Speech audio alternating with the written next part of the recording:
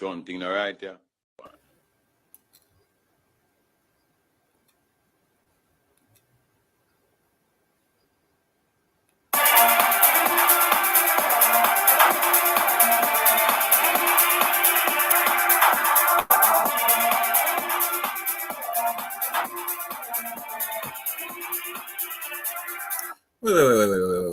Wait.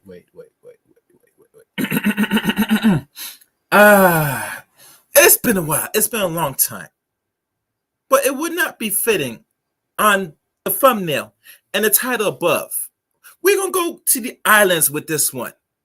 We're going to go and play some sweet music. No, this might be some, the Polybureaus, but I don't give a fuck. Let's go.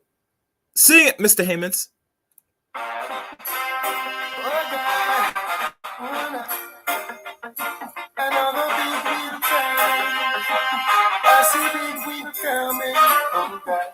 Now Jack is on night and he comes around every Monday. Oh, Tuesday and Wednesday, every day of the week. Even though I try to tell you that I love you from the bottom of my heart, you had no place for me. It's all vanity. You fell for one of them sweet lies, the kind you doubt still won't believe. When the heart's not hearing, when the brain is saying, and you're weak, I know the sweet life, the kind you doubt still won't believe. When the heart's in doubt, you got to stay out. Now the wine and the roses stopped running around some time ago, but you won't admit that song you pretend. I know it's hard to look your best, wearing the same old shabby dress, so you stay at home, waiting by the phone for another of them sweet lies, the kind you doubt still you wanna believe. Where the heart's not hearing what the brain is saying, and you're weak in the knees. Another sweet lie, the kind you doubt still you wanna believe. When the heart's in doubt, you should know to stay out of it. Now it gives me no pleasure to say I told you so. It's been hard to keep it low, knowing the things I know. Maybe in another place and in another time, under different circumstances, you will find happiness. So I suggest, don't take foolish chances, no. When you see big we're coming, another big we're coming. Now the wine and the roses stopped running around some time ago, but you won't admit that song you pretend. It's hard to look your best, wearing the same old shabby dress, so you stay at home, waiting by the phone for another damn sweet lies, the kind you doubt still you wanna believe. When the heart's not hearing what the brain is saying, and you're weak in the knees, another sweet lie, the kind you don't still will believe. When the heart's in doubt, no to stay out. Oh, another sweet lie, sweet lie. Now Jack's on the corner, flirting with another, and your life is over now.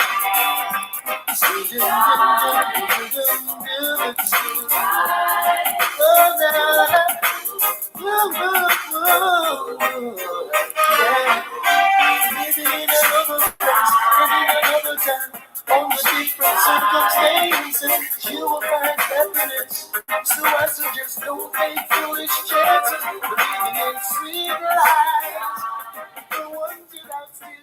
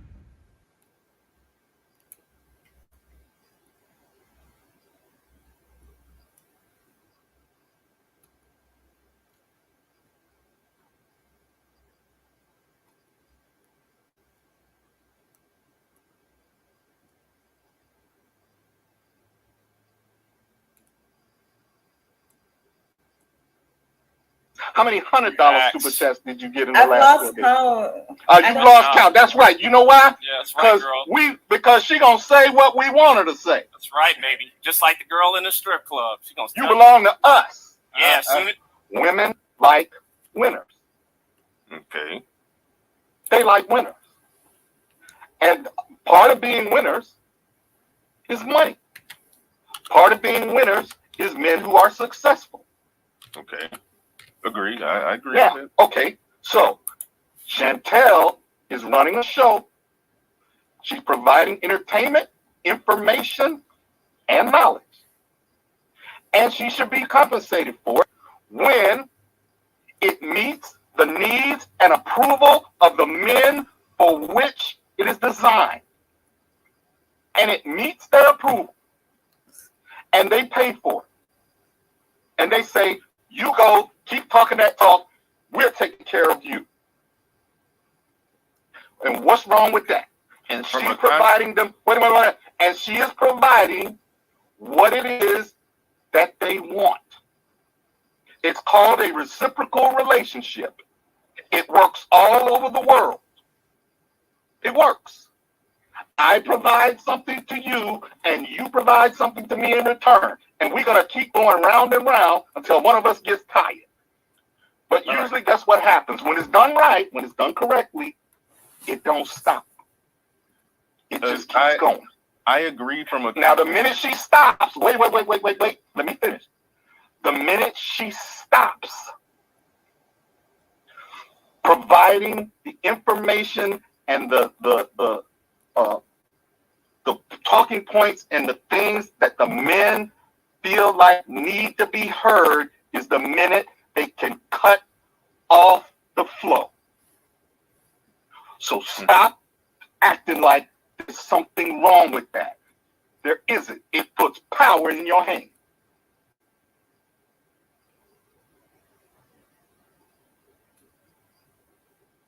All right. What's good, everybody? Hello, everybody. Hello.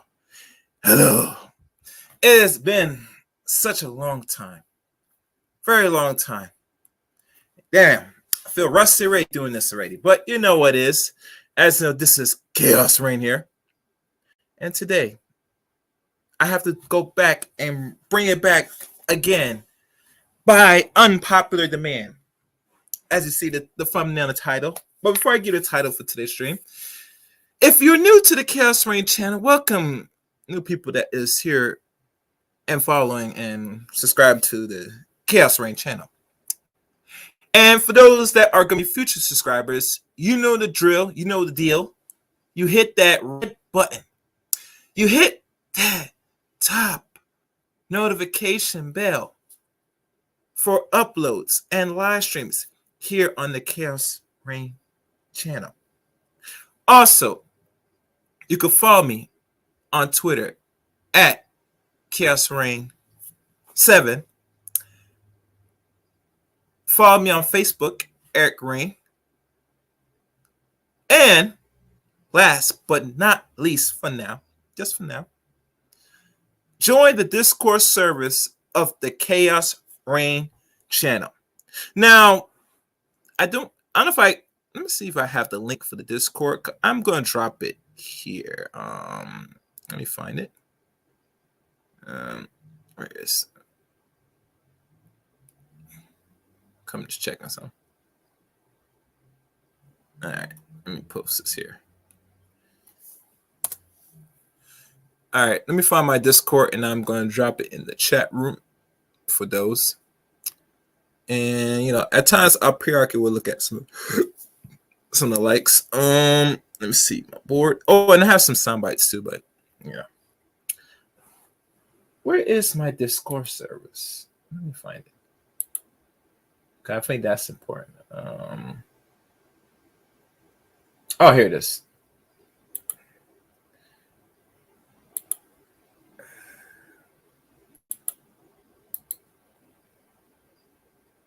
Oh, damn it. Oh, I forgot. I'm already on Discord. Oh, what the fuck I'm doing? I apologize. Let me shit, I'm on Discord already. I just now remember. All right, let me put the link on the Discord. Where is it? create an invite. Oh, damn it. This one will have.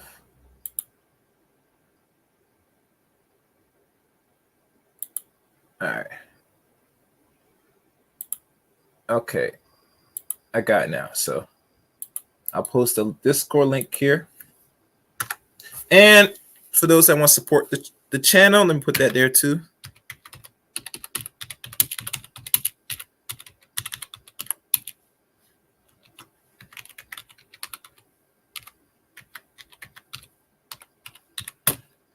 All right. That's good. All right, those links. It's nighttime. It is that time of day. Okay, all links are put in above. And what else I'm forgetting? Any other announcements? I might have some streams lined up the next few days. Gotta think of which one I'm gonna talk about, but I have some streams coming down the pipe, so be on the lookout.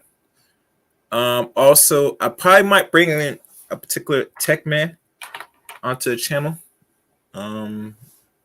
But he won't be. I won't announce or bring him on until next coming few weeks. So be on the lookout. I know tech is not really much popular throughout the YouTube space, particularly, but some they're always keep an eye out and keep talking about because tech is the new wave. Unfortunately, for those that's not accustomed to or aware of what's going on in the other side of the circle, wherever that is. I'm just going through my phone right now.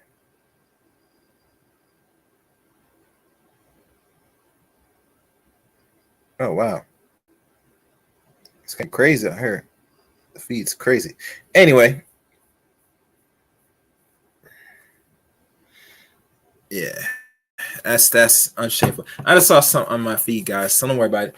But anyway, today's stream, it is titled Beware of the Island Gyals, Volume 2. Another volume, another edition here in the Chaos Reign. As you know from the previous volume or the first stream I talked about the Island Gyals, they are nothing of no secret or anything of any fanciness or any exotics separate from the Ados women or any other woman because they do the same shit, ratchet shit, same fuckery, like everything else.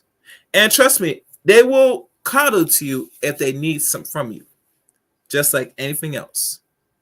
It's no different, but most men that is not aware of. So, as I'm going to run and do my breakdown of this particular interaction, one thing I've noticed with these interactions and these videos, that it's ironic that we have one person on the right that's from Africa, particularly Nigeria, and the one that you will see on the left that's from the land of Jamaica. Now, which parish or which part of Jamaica she's from, we do not know. But I'll tell you one thing.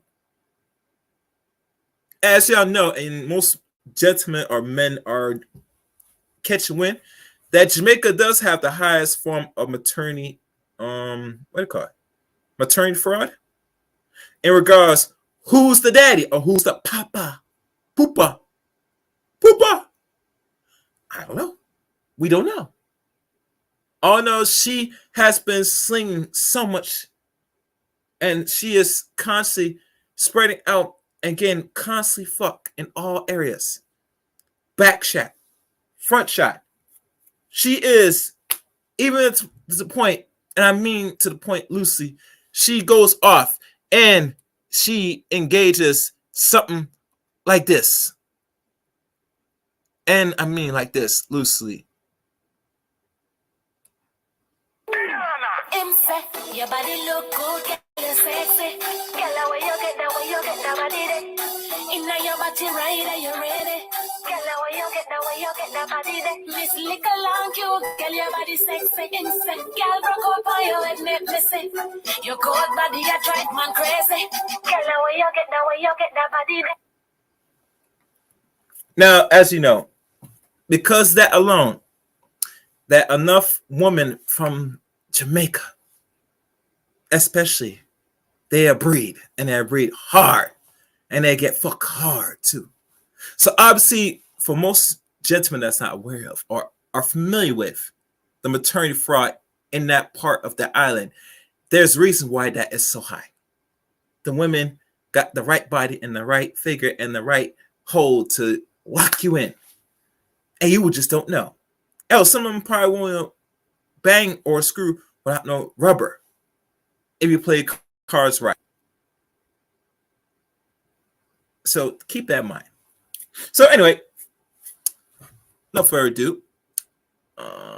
Oh, and as you know, for most, even the people in Jamaica, especially the men, the Jamaican men, as you know, the one thing that's on the mind, and one thing alone that they think of when they're ready to get down to the business, and I mean the business loosely. And what's that? What's that, Chaos? Well, I'll rather tell you.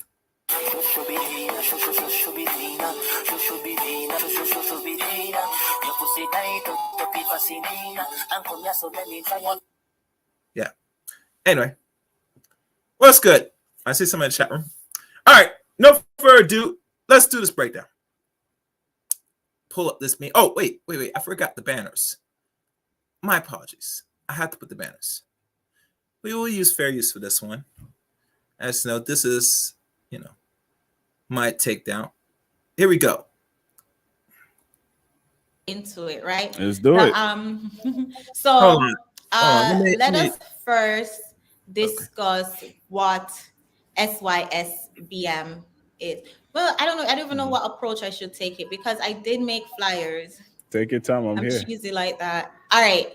Now, mind you, if you missed early part of this stream, I hope you do go for the beginning parts before you go to this at hand. I know most people like to see the visuals, the sparkles, the authenticity, the prettiness. No. You must go through beginning to the end with Chaos Rain channel.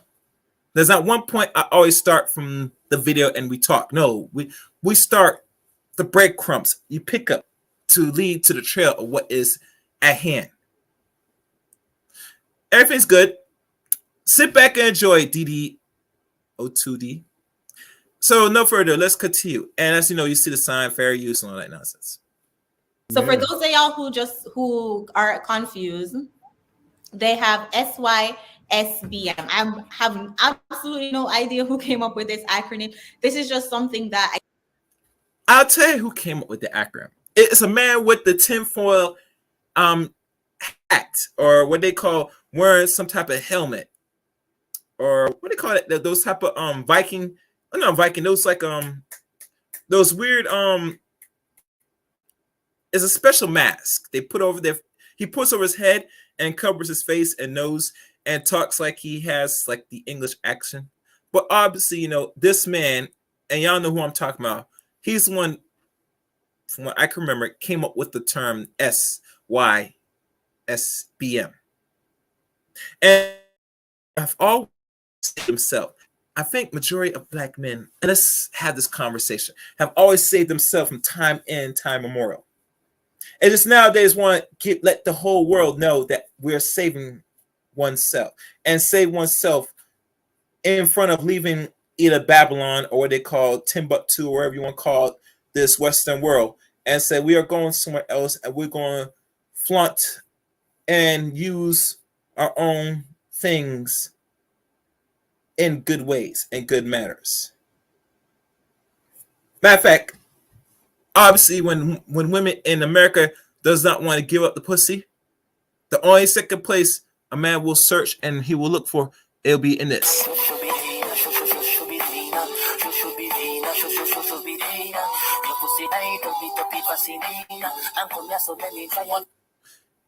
That's what a man focuses and seeks to do. If you not give up the pussy here, he will go elsewhere. If he doesn't get in his hometown, he'll go over across the street. He'll go a couple states out or drive 30 hours or even 5,000 miles to get the pussy. He will travel in lengths. Hey, DDOD, share this stream, bro. I will go in tonight. Please share this.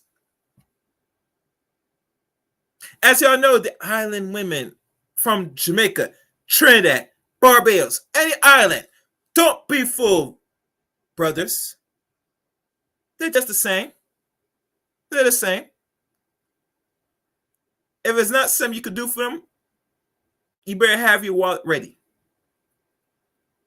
Matter of fact, if you are lame and you could proclaim you're lame and they could smell it on you, they prefer that you bust open that wallet immediately. Not tomorrow, not 2 weeks from now, right there and now. So let's continue. And fair use is in effect. Wait, hold on. Make sure everything's good, because, playing some shit here. Oh, damn. Oh, let me check something, guys.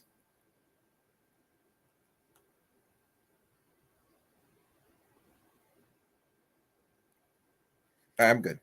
Let's continue. I guess have been floating around in the quote unquote manosphere, save yourself, black men. It's about black men putting themselves first and putting their best interests first. Alan or Courtney, I've been seeing, Courtney's the first person I heard mention it. She said it was your movement, says SYCBM, Save Your Community, Black Men. Can you dive into what Save Your Community means, what it looks like, and Yes. why you thought of it? So, one of the things that people notice in the conversations that I have with women is they call it incredible amount of patience that I use. And the only reason I'm able to do that is because I put the conversation in the proper historical context. So when I'm talking to women, I talk about all the reasons why they see black men the way that they do and how that informs their behavior. So when I think of Save Your Community, Black Men, and the reason why, I coined that phrase, I think about it from the perspective of history and the perspective of capitalism. The white power structure benefits from egotistic women. It benefits from women who are beyond reproach, who don't listen, who can do no wrong, right? And it also benefits from men who lack audacity, for men who are docile, for men who are weak, right? So when I think of the Marcus Garveys, when I think of... Now, a person posed a question in the chat room. I'll pull it right now.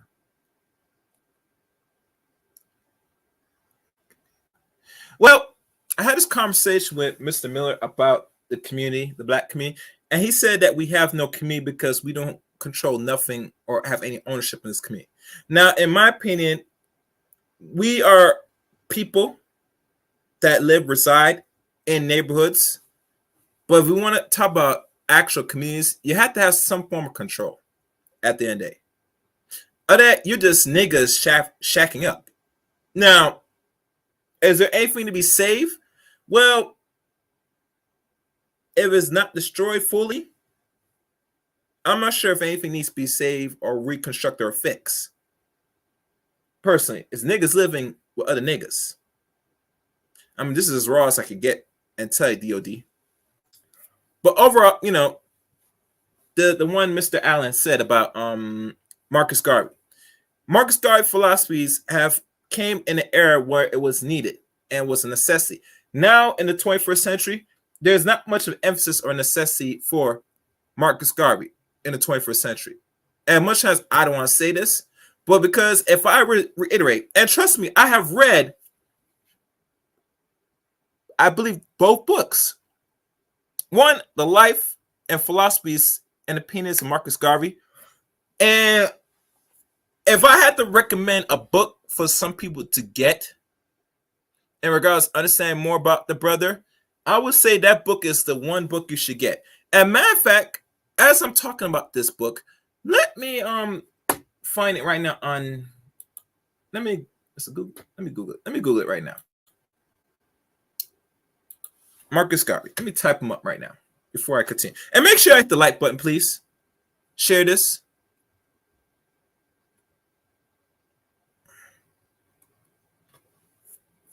Hold on. Let me find it now. Marcus Garvey.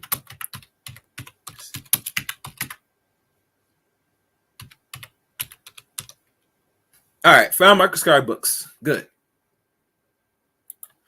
So let's see what books that puts out right now, the brother. I'm not sure that if usually when you look it up on Amazon, the book has different covers, so might not be the same like how I see it now. And it seemed to me the cover looks different now. So the only one book I see up here that comes to mind is this one right here, The Philosophy and Opinions of Marcus Garvey, Volume 1 and 2. And if I can remember closely, this is one of the books that was released roughly a whole century before Marcus Garvey's birth. It was released in 1987, the original book. Now, this book right here looks like it's been republished. So, anyway, I'm not going to waste too much time on it because that's not the point of the stream. So, let's continue on. No, that's fine. That's cool. Let's continue. And fair use is effect. The Martin Luther Kings and Malcolm X's. When black men have audacity, things happen. So when I think of Savior Community Black Men, I think of a coalition of black men understanding, obviously, our women have their issues, but the change must start with us. And if you have decided to leave, I'm not even from this country, so technically I'm a passport bro. But if you've decided to leave, that is what it is. That's cool. But if you've left and you spend 90% of your time highlighting problems that you're not interested in solving, that's what I don't understand. So for me and the black men like myself who still believe in our community, who still believe in the fact that we can't outrun our problems, who still believe that our women are worth saving, our daughters are worth saving, the Savior Community Movement is just a paradigm to kind of drive home that point that we're not giving up on this battle, no matter how long it takes, no matter how hard it is. I had to pause right there. Now, mind you, people, what you're witnessing, you're watching two people that have, ironically, beside Mr. Obi Allen, because I think during the continue of this conversation, he was sent here when he was a boy. I think Miss Simone came here as she was like a teenager. I could be wrong. And it shows a history. If we look at most people that's not born and raised in America personally, majority of black people, whether they're mixed or fully black from other parts of the country, we label that there's a good label to call them. You are runaways. You run from your problems. You do not make certain countries great again or better because you don't see the emphasis and importance, even to the point of the scarcity. You feel instead of dealing and handling your problems appropriately, you leave your geographic and go somewhere else, right? And because that now you make a country that's already fully established much better than it is instead of making your own. So personally, you're no different than anybody else that has criticism that's born and raised in this country. Matter of fact, it's kind of worse if you think about it, because if any person that's not born and raised in America or even, descent of this country, it's hard for you to sit here and talk about America as is when it's not shown evident that you can make your own country better or great again. Regardless of the other parts of systemic issues your country face with other nations personally. Let me see. I'm trying to remember the other email.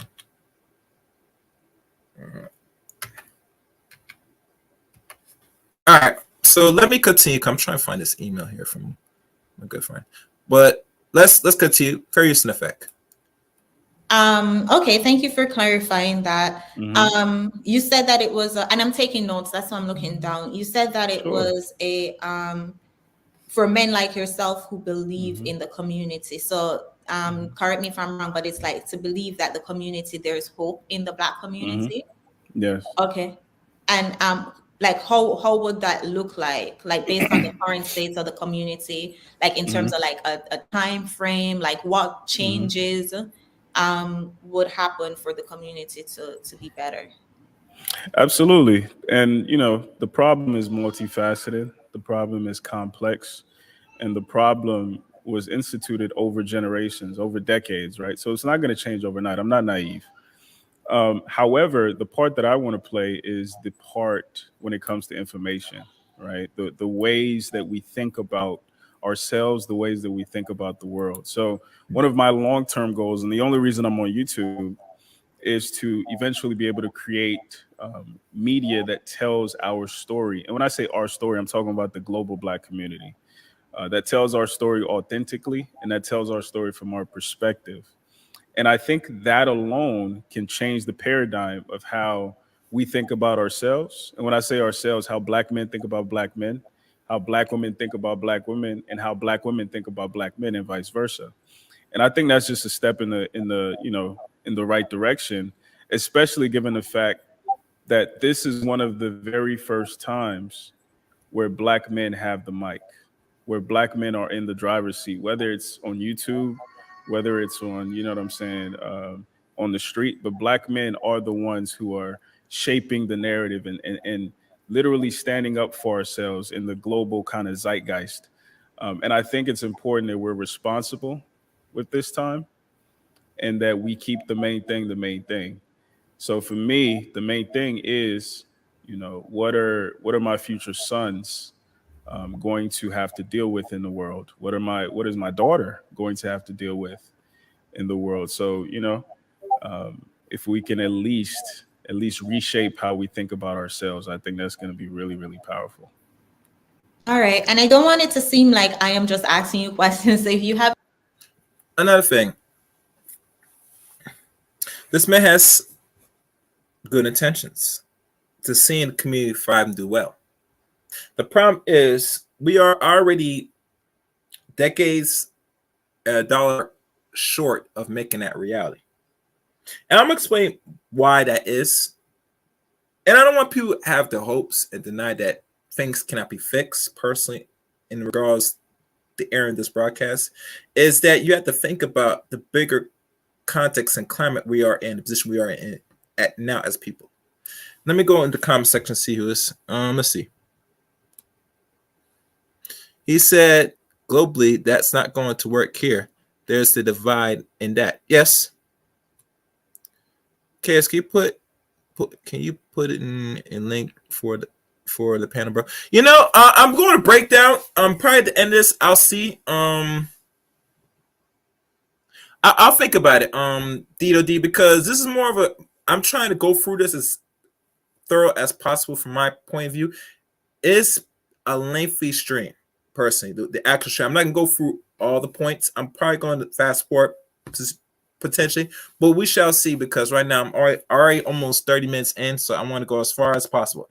Lion of the Times Daily Time Baby said, "What is save BBM?" From what the man said is save your community, Black men, and said save yourself, Black man. Is saying save your community, Black man. I think it's like a counteraction to the guys that's trying to escape and leave from their problems and go to somewhere else to nest into another area, personally. So I believe Mr. Allen created this to, I guess, reinforce Black men to save the community. I mean, that's what he created the acronym for. I'm not sure how far it will go, but we'll see. Oh, and never mind. I see. Yeah. I mean, I was giving you the proper explanation. But let's keep going. Very recent effect. any questions for me, let me Yeah. if you have any questions for me, feel free to ask. So I think one of the major issues, and I think why all of this even blew up, I had seen you on Cheshire, great content creator. Maz, if you can please drop Cheshire's channel in the chat. No, Miss Michonne, she has not started her hair channel yet, but she will soon. I saw you on Cheshire Day's platform, I want to say about 6 or 7 weeks ago, something like that. And I saw Courtney Michelle in the chat, and she was saying, the SYCBM. And that's when you guys were basically saying, It's the Save Your Community Black Men. Now, this was also around the time when the Passport Bro movement was kind of going viral, when Austin Alleman was, that was like a hot topic in the space. Would you say Save Your Community Black Men was inspired by the Passport Bros movement? No, not at all. So, the conversation that even led to me switching the self to community was a conversation I had with Richie Mack, the Zoom to Thailand. And we were talking about how a lot of the comments that I get under my videos are kind of, the guys who would say certain things about my guest and then hashtag save yourself black man. So pretty much they were using my content as kind of fodder for an ideology that they believed in. And, I was talking to him about it as being kind of the unspoken kind of, Michael Jordan of it. And, he was telling me that he didn't realize that. He didn't realize that it was that deep for dudes. He was just making content that he was making. He's about to zoom to Africa. So, I was just, me and him were having that conversation. And then we did a stream about it, So it was myself, it was him. It was then Courtney. So I introduced Courtney to Richie and we had that conversation. And then the Savior Community thing came up. And then Courtney, she did her due diligence to find information about kind of the origins of Save Yourself Black Man. And like I said before, I don't think she or Mr. Allen didn't mention that it was a man called the Mad Bus Driver, one that created Save Yourself Black Man person. Or she has. I don't know. I could be wrong. Make sure you guys like the stream. I could be wrong personally, but who knows? I think like I said before, if you had a conversation with another person that is already decided to go about his business and doesn't want nothing to do with it, I'm not sure what constructive conversation you would have if you're more in the realm of saving the community. It is somewhat of a contradiction, personally, but I could be wrong. But anyway, let's continue on. And apparently they have tenets. They have like bylaws. They have, this is what we are, this is what we're not. And as we were going through these tenets, even Richie himself, who is currently in Thailand, said, yeah, I don't fuck with this, right? One of the tenets, for example, was saying, you have no obligation, you have no responsibility to your community, black man. And I think, I always get it mixed. I don't know if divestors call it community or wait, somebody wrote in the comment section. Hold on. Let me see what was written. I don't think she knows Mad Bus Driver. To be honest with you, I don't think so either. Line baby, I don't think so either. A lot of people not really familiar with the guy, because I'm not sure if he's still on YouTube or active on YouTube. But he is a heavy advocate for black men if they're not already exploring options with other race of women, having nice random sex, and also possibly maybe dining, which most of us, we don't dine. These ladies, we sit there, we just possibly might smash them, and depending on how good the pussy is, we might spend some money. But overall, non-black women, they give up the goods easy. I mean, because think about it. What's your plight talking about black women if she's not busting wide open for a real nigga? I'm just saying. Just keep it real. Yeah, y'all crazy, man. All right, let's continue. Make sure I like the stream. And like always, fair use is in effect. Investors or Save Yourself calls it community or Blackistan, but there are a lot of similarities. And that's when we had that conversation, because my very first stream was a conversation with a divestor. I had a 4-hour dialogue with a divestor. And I made the point that when I see some of these comments under my videos, and again, like I said, I have no issue with men having their passport. I have no issue with men traveling. I have no issue with men finding black women over all over the world. But when I hear some of the talking points, it's very reminiscent of my 4-hour dialogue with the divestor. Like I said, community, Blackistan, same shit. Dusty. Oh, and he has have conversation with these women that said that they are entertaining non-black men, under the nutsack of the groups of men, and they're enjoying and loving it and like to shove it and rub it into black man's face. And like I tell you, brothers, if a woman does that and she has proven evident elsewise she has entertained non-black men, I mean, let's be honest, it's not your responsibility. Matter of fact, I'll make a greater deep saying. Once she has decided to put the non-black / European man's nuts in her, or let me say this. Once she made the decision to put that white man's nuts in her mouth, it already marks her end from any other male or potential male, unfortunately. So, having go back and forth with discussion with people that divest and say that they're getting it good with the non-black men. And I said, baby, be comfortable, happy over there. Enjoy life. Why are you still so comfortable want to open your mouth and want the black man essence in your fucking mouth? The last thing you want to do, if you hate and you decide you've gone your way and don't want to do with black men, you should move forward. You should move on respectfully. But obviously they cannot. They will not. Because let's be honest, gentlemen, she's still gonna be fucking you and still be cussing and complaining about you. That's how women are. And trust me, the island women are no different than the average modern black woman today. I think it's more of a step up if you find a woman that's from the island, or I like to call beware of the island gal. If she's groomed and raised here in America, it's possibly maybe 10 times worse if you're not careful, gentlemen.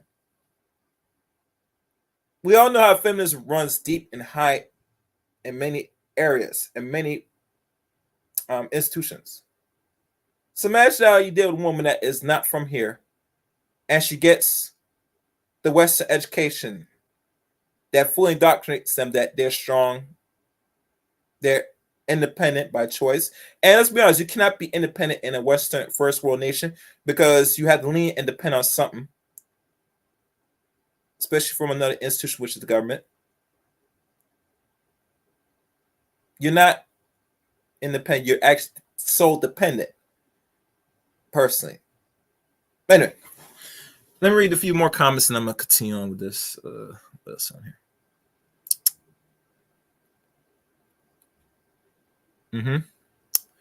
All right. Chanta Simone is trying to grow her channel just like every other YouTuber. Obviously. And we'll go more into that. All right, let's continue on. Fair use and effect. These Shaniqua, same shit. Like it's a lot of the same shit. And ultimately it's continuing to perpetuate this narrative that not only are we not worth saving, our community is not worth saving. Our community is something to be given up on. And like I've always said, at the point where I believe that, I will no longer be on YouTube, right? I don't believe in talking for the sake of talking. I don't believe in just hearing myself because I think I sound smart. Unfortunately, I'm finding that's not the case for most people on YouTube. And that's kind of where the beef originally started from. But like I've stated multiple times, I have no issue with individuals wanting to be individualistic. I only have an issue when you waste my time and spew some of your filth on what it is that I'm trying to do. I do. Now, before we continue, how long y'all think until Mr. Weed Need to Talk will stay on YouTube? Matter of fact, let me post a poll, because that will better give context to the question. Stand by as I'm letting this thing keep running. Fair use and effect. When you said that there are some problems in the community, because are you able to see the perspective of the not saying it was on purpose or anything, but we all gotta admit that it was somewhat of a coincidence, I guess is the word that we can use, that SY Savior Community Black men popped up around the time the passport bros popped up, right? Mhm. So can you see the perspective of how a lot of these quote unquote passport bros or SYSBMs would take that as if your movement, I'm sorry, would you call it a movement? What would you call it? Ministry. I call it a Ministry. ministry. Yeah. Okay, so do you see how then a lot of people would interpret your ministry incorrectly? Like how, you know, saying a bunch of men are saying, go get your passport, go find wives elsewhere. And then your ministry popped up right in the midst of that saying, nah, save your community, Black men. Do you see that perspective? Absolutely. And that's why, you know, I tell people to not be so reactionary. I know it's a generational thing. These days we have so much information that we react as opposed to responding, because there's a lot of context, right? There are about three-hour live streams where this came up. There was, I even did, I did a live stream entitled "Please Unsubscribe," and I took the time to talk about what it is that I'm trying to do on this channel. And for the people who are interested in that, this is for you. For the people who are not interested in that, this is not for you. So it was for me, it wasn't a response to Save Yourself. I've known about Save Yourself Black Men a long time. MGTOW, Red Pill. I'm a student. I know all this stuff, right? However, you know, as somebody who is making this content, this very deliberate, this very specific content, if you watch any of my videos, it comes through with a purpose. I was just making the point that, you know, if you're done, be done. If you're done, I'm not the creator for you. There are a bunch of there are Austin Hollemans, you know, eat that up, super chat him, that's cool. But if you're interested, On a side note, the one that he talked about, the young dude, the 23-year-old dude, you know, he's not really making much like they say he's doing personally. If you had to create a GoFundMe just to, you know, fund your escapades of, you know, your sex what they call sex tourism, or you know paying for, you know, the coochie outside America, by all means, you know, good luck to that. I mean, but other than that, I just don't see nothing really anything sustainable or any of substance on what the young dude's doing over there. So, but like I said, I can't be a critic. You know, that's just my opinion. Let's continue. interested in, even if like I've talked to men who are married to Asian women, for instance, and they're high-ranking men, and they say, you know what, I'm already married, but I hope what you do works. I had another guy say, I'm done, but I hope what you do works. Like, you know what I'm saying? Like, it's not just, I'm done, fuck what you're doing, I hope it fails. It's like, I'm done, but yeah, I see what it is that you're trying to do, and I appreciate the deliberateness that you approach this with. So for those men, salute to them. But for the men who just want to, it's almost like a sense of, because I was unable to do it, you're gonna fail too. So I'm gonna watch you fail as you stumble forward. Shout out to you, Derek. Thank you so much for being in here, and shout out to everybody who's in here. Go ahead and hit the like button. I hear what you're saying, and I do agree. You know, it's like, now, mind you, one thing I do respect about Obi, he tells people many times that this channel is not for you. He actually think he's beg and tell people that watch his stuff to really unsubscribe, but that's another story. That, you know, I'm here for better or more of a purpose. You should unsubscribe. Because the mission is more important than anything else than making much money, which he does make a good amount of change on his channel, mind you. Don't be fooled. Let's continue. Fairies in effect. there's not what I say. It's not one way to skin a cat or something like that. You can help save the community in many different ways. But thinking of it, like Kevin Samuels always say, you know, men are cost benefit calculators, right? So in thinking of the most logical way possible, wouldn't focusing on individuals, peace, individuals' best interest. And when I say individual, I mean you as a man, your wife as the woman, the children, you know, because we all know individuals make up family and then families make up communities. So in encouraging people to go and focus on themselves, then focus on your immediate family, in the long run, then that will benefit the community? No. So, you know, I'm Nigerian. I came to this country when I was 8 years old. Um, and in recent years, I've been fortunate enough to really get a deep and nuanced understanding of Black history. And one of the best things that I learned is how Black history here influenced a lot of our revolutions back home on the continent, even in Nigeria in particular. Um, and a lot of those things that gave birth to Pan Africanism, as we know it today, was it kind of boiled down to the idea of one band, one sound. It boiled down to the idea that we're stronger together than we are apart. However, when you fast forward into a modern context, capitalism literally fuels itself by individualism, right? It fuels itself by every individual believing that they deserve the best despite what anybody else does or gets. Everybody wants to be the one Black dude who makes it out the hood.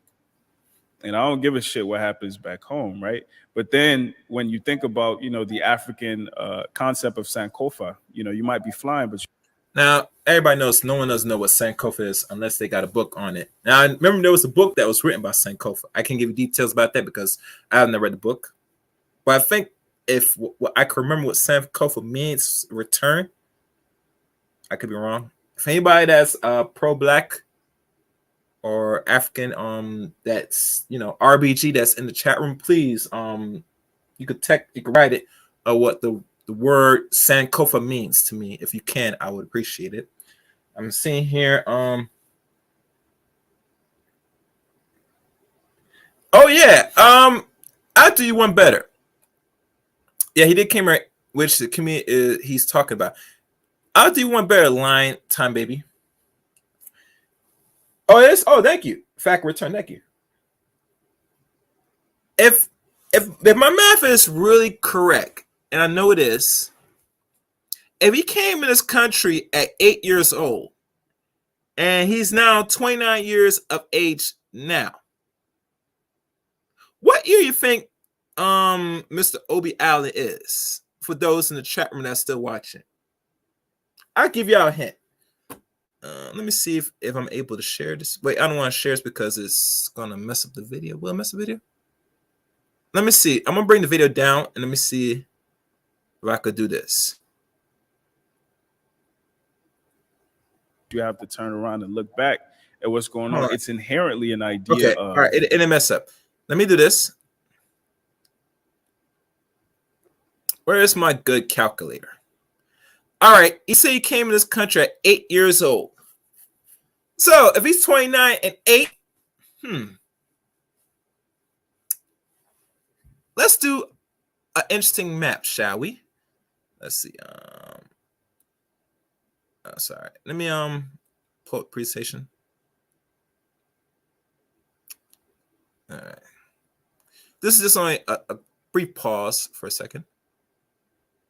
Pull my calculator. All right, let's look at this. 8 years old. So let's say he came in this country around 2001. Now, I'm not sure if I can correct this because it should not be giving me those type of notations. Let me put it as standard, see if it affects it better. Well, it'll still do it. Anyway, y'all know it. This is 2001.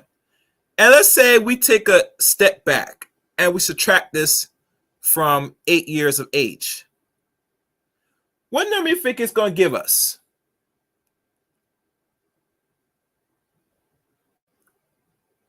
All right. Well, let's tell you. He was born in 1993. Any questions? Let's continue the video. And people understand how I was able to do that. Simple. You go by his age now, 29 years of age, and say he came at 8 years old. We don't have to go far back into that. but we could go far back is when will he turn 8 years old? Answer in 2001. If we subtract it back, if we subtract and we did some reverse numbers, we can get that same number, same outcome by putting out the same calculator, which I'll show you now. Because we are teaching and learning as we go. We don't want to ramble and babble. Let's do this again. One last time. We're in 2022. Let's subtract that by a man say he's 8 years old, right?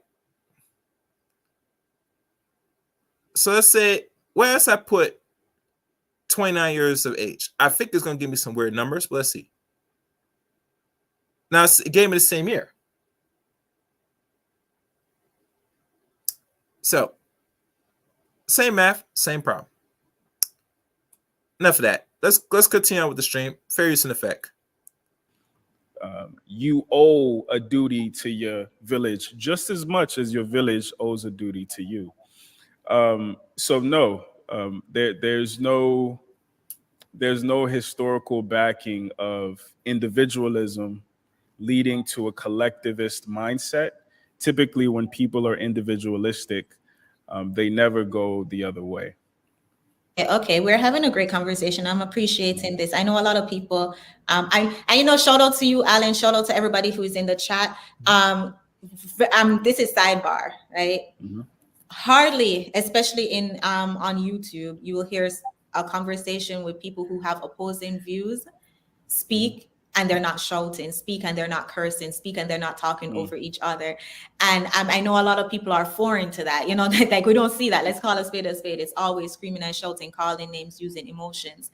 So in me asking you a question, or in me, you say something and then I say, but wouldn't this mean XYZ? Please don't take it as me being combative. I am honestly trying to understand somebody else's perspective. So let us just chill a little bit.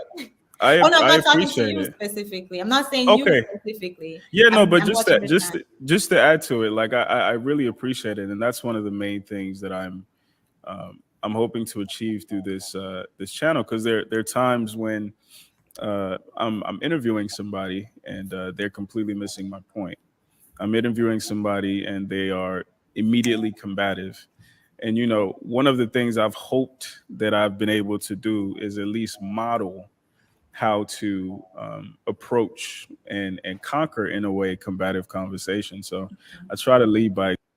We have that rated. We have men in the space been putting women and telling women the real honest truth and letting them know the honest truth. Very harsh, very rational, and in their face through the help of the social media and other forms of the internet.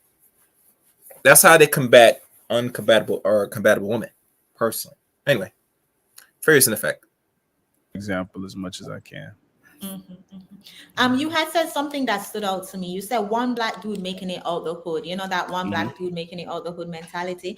And then you had said that he owes his village his quote unquote loyalty. That's not what you said, but Sure. And then you also said just as his village owes him his loyalty.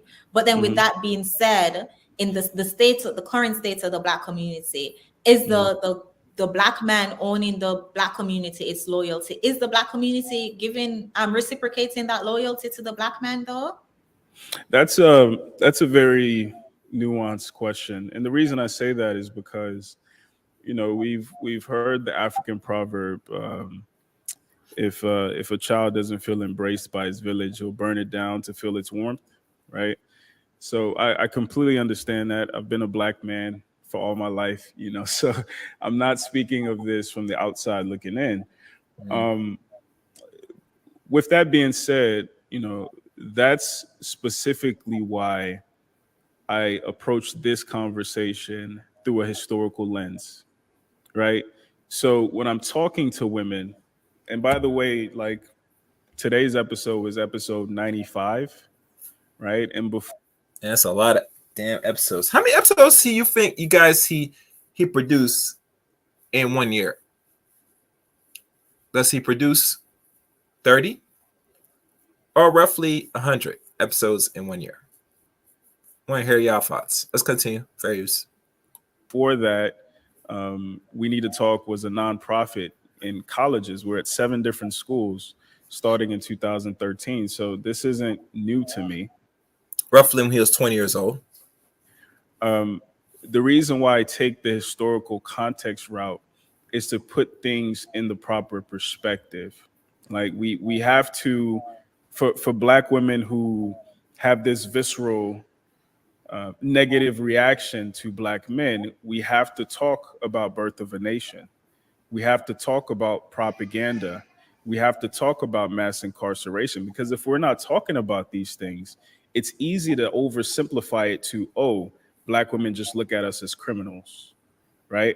As opposed to really boiling it down to what actually happened. And even when I had the conversation with the divester, one of the things I said to her, I said, it's unfortunate that we run and we find solace in the people who put us in this predicament in the first place, right? Because her old MO was that Black masculinity is inferior, white masculinity is superior. And I asked her, why is that? What happened? And she couldn't answer that. So again, you know why she can't answer? Because she's a fucking idiot. That's why she can't answer. And personally, there's no shots. The few women that, if I do go back in your catalog, We Need to Talk, there are some respectful women that has some goddamn sense. But a good portion, chunk of them, don't got no fucking sense. And I'm not going to really go into detail why I know this. I see it and I have to conclude on that. Especially ones that sitting there.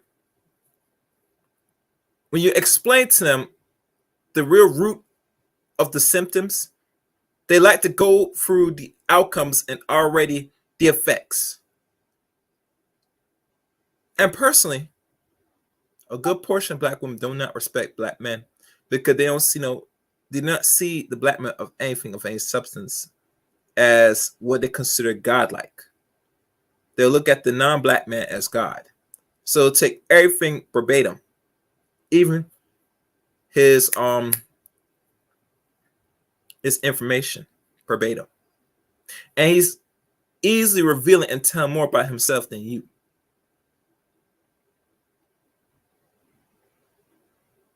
So if you come across a woman and she cannot articulately give you an answer, it's because she can't give you an articulate answer because she's dumb as fuck and refuse to understand or learn or know why. So you deal with arrogance at the end of the day, brother. And trust me, when I hear you talk, you're well read. You read enough of the history, not all, but just enough. Have a clear understanding of the psychology of our people personally. To know, say, you're going to get some that are going to be completely deaf, dumb, and blind and will themselves be deaf, dumb, blind intentionally, personally. Intentionally. We live in an information age today. There's no excuse to understand the real root of the cause of the effects. At this point, if you're over the age of 20, especially you're over 25, and you're still arrogant and stupid and refuse to really listen to people that have understand information and try to go back and maybe, I guess, educate yourself on this, you just willfully dumbing yourself down intentionally. I think most sisters don't care, personally. Anyway, I'm not gonna rant. Let's keep going. Fairies in effect. And for me, and this is where I encourage other YouTubers, including yourself, if we're not having these conversations in context, our dysfunction never ends. But if we do have it in the proper context, then yes, I understand what they did to us. I understand what they did to our women. I understand why they think and move the ways that they do. I can have a bit more grace, not necessarily saying I have to settle for bullshit. I've never said that on my channel. But I can have a little bit more grace, number one. Number two, I know what to look for. I actually know what to look for. I'm not as triggered. I'm not as emotional. And, we can step by step push this thing forward. What would you say are some of the current dysfunctions in the Black community? Man, I've talked about it ad nauseum. Too much, too many to name, to count right now. If you had to go in detail, which I want to hear his point anyway. It's too much. Wait. Oh, I see some. I wrote some. hold on, guys. That divestor, he was talking. Hold on. That divestor he was talking about is a joker. She just a non-select black female with an axle to grind. No. Next comment. Was hating family. Oh, what's good, Go Professor? What's good? Yeah, KW Dawn 7. She when I look at her personally with some women like that, the one thing that comes to my mind, and can I play it? Oh, let me lower this down because I don't wanna. The one thing that does come to mind and is this. Let me see where I'm at. Okay. One thing that comes to mind with that divestor is this, guys. Something all right. Something all right, yeah. Yeah. But I digress. Let's continue. Number one, from a Fairy's effect. Political perspective, we don't speak with one voice financially.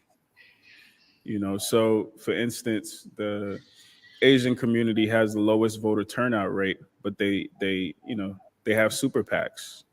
They pull their money together and they make moves as one entity, as opposed to relying on marches or relying on just pulling at the heartstrings of politicians. We can see clearly historically it didn't work. One of the things I talk about is that Martin Luther King, that everybody hails, even white people now hail as this martyr.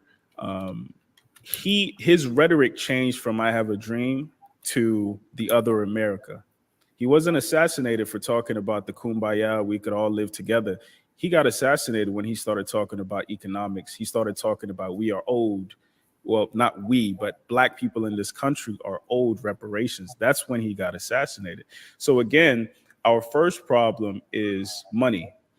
And I start with money, unfortunately, because, one of the things we see is that scarcity literally reduces your IQ. So even when we now, that's something interesting he says, and that's something I might have to dive into, look more in detail. Matter of fact, let me write that down. Since I'm here, because that's something to research. But personally, that Martin Luther King, yeah, he was killed by many reasons.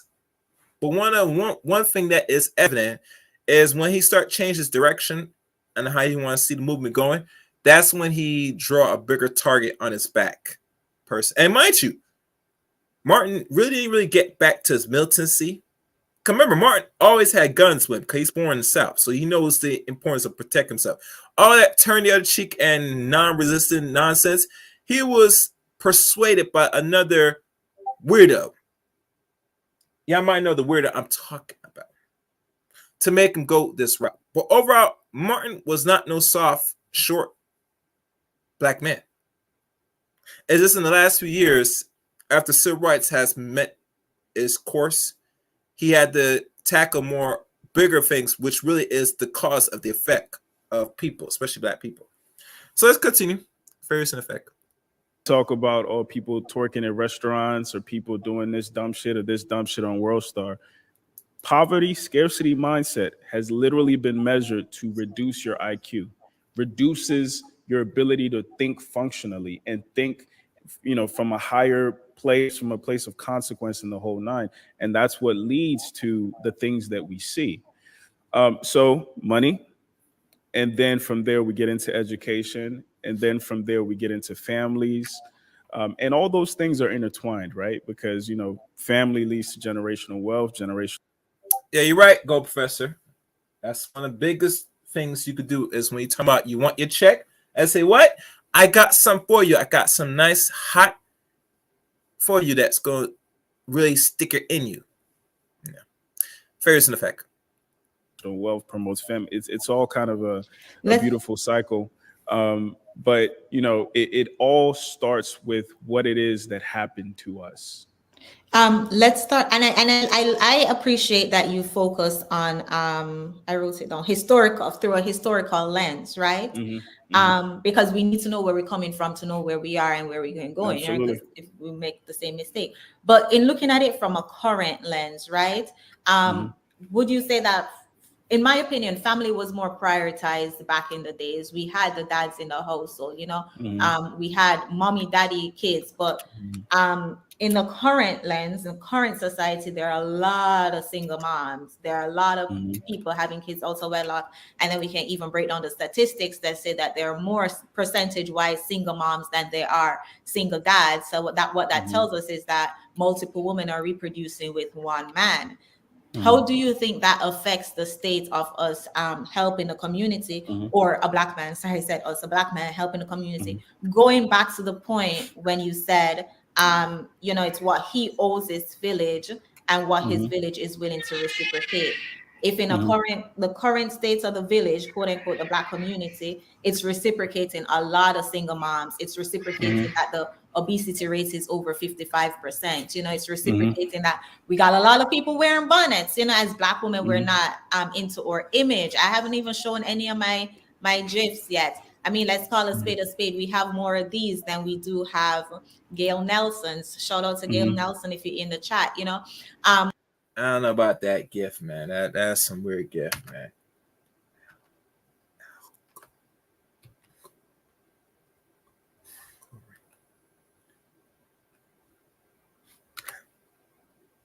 Hold on, guys. I'm trying to find the word. Okay. All right. Let's keep continue. Fairies in effect. What are your thoughts on that then, in expecting black men to stay loyal to their village when this is what their village looks like? Well, number one, that's not all the village looks like, right? This thing is very nuanced. It's very complicated, and the reality of this situation is that it started from a place, and we as a people, and I'm even talking about from an African perspective too, when you consider colonialism, we were placed in a vicious cycle to perpetuate our own dysfunction, right? So a lot of times you'll see a guy who turns out bad in life. He goes to prison or the whole nine. And when you take a step back, you realize, oh, he was born to a mother who was crack addicted. You take a step back, she was born to a father who was abusive. You take a step back, he was born to a mother, you know what I mean? So and then we have to start with, okay, number one, dysfunction is perpetual. Number two, black people in this country have never had a break to actually take a deep breath and, recuperate their thoughts. With that being said, my message has never, if you watch literally go to my page and click anything, my message has never been that women are blameless. And this is why I talk to women, right? One of the questions that I ask is, what part did men play in our dysfunction? And then a follow-up question is typically, what part do women play, or did women play in our dysfunction? Because part of moving towards some kind of solution is both parties being able to acknowledge, both parties being able to, kind of lay their burdens down and be like, okay, this is what we did. Basically, not just to say this is what we did, but this is what we can fix. And for women, that includes, picking better men.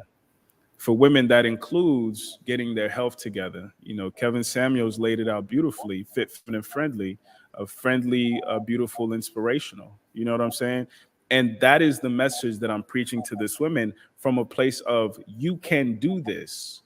Now, on the flip side, I've also been saying that although manhood should operate independent of female inspiration, the reality is, from a massive standpoint, even when you talk about white people, men are going to go the way that the women are pulling them, right? Like, women say, we like men with a clean haircut. Every dude is going to be bald tomorrow. Well, you know, some men are gonna be bald. Not every man's gonna be bald unless you have a receiving hairline and you decide, say, fuck, I gotta cut it all off. Then that will make sense to go bald your head. And a side note, to all gentlemen that have the receiving hairlines and they go bald, don't let these women shame you or say some negativity that you have receiving hairline, you don't got no hair and all this nonsense. Chicks like it when you have hair fully or you don't have no hair on your head. I don't really get caught up on what they view about what black men does with their fucking head. Which really they don't really say much anyway, because that's only two things black men do. Either we dread it, we cut it off, or we keep and make a style with a fade or whatever. We keep it simple. Unlike some of the sisters. As a matter of fact, I'm gonna keep playing. I'm gonna leave that alone. Fair use and effect. Women say, I like men with a certain outfit. Every dude is going to go buy that outfit, right? So I'm having this conversation from a very balanced place, but I think the mistake that we make, and I've been critical of certain aspects of the manosphere, is that we hyperfixate on one side. I've also been critical of the womanosphere. They hyperfixate on, oh, it's just men's fault, because they're thinking about it from the lens of their shitty dad. Or the men say it's just women's fault because they're thinking about it from the lens of their shitty ex-wife or their shitty mother, right? So if we're just continuing to do that, we go nowhere. But if we can all, as a collective, go back to whose fault it actually is, and the fact that it helps their cause for us to continue to bicker amongst ourselves, I think we can make some positive progress.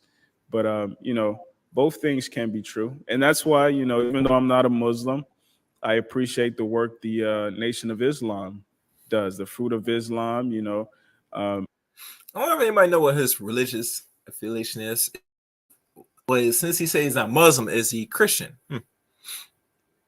So I should ask Obi this.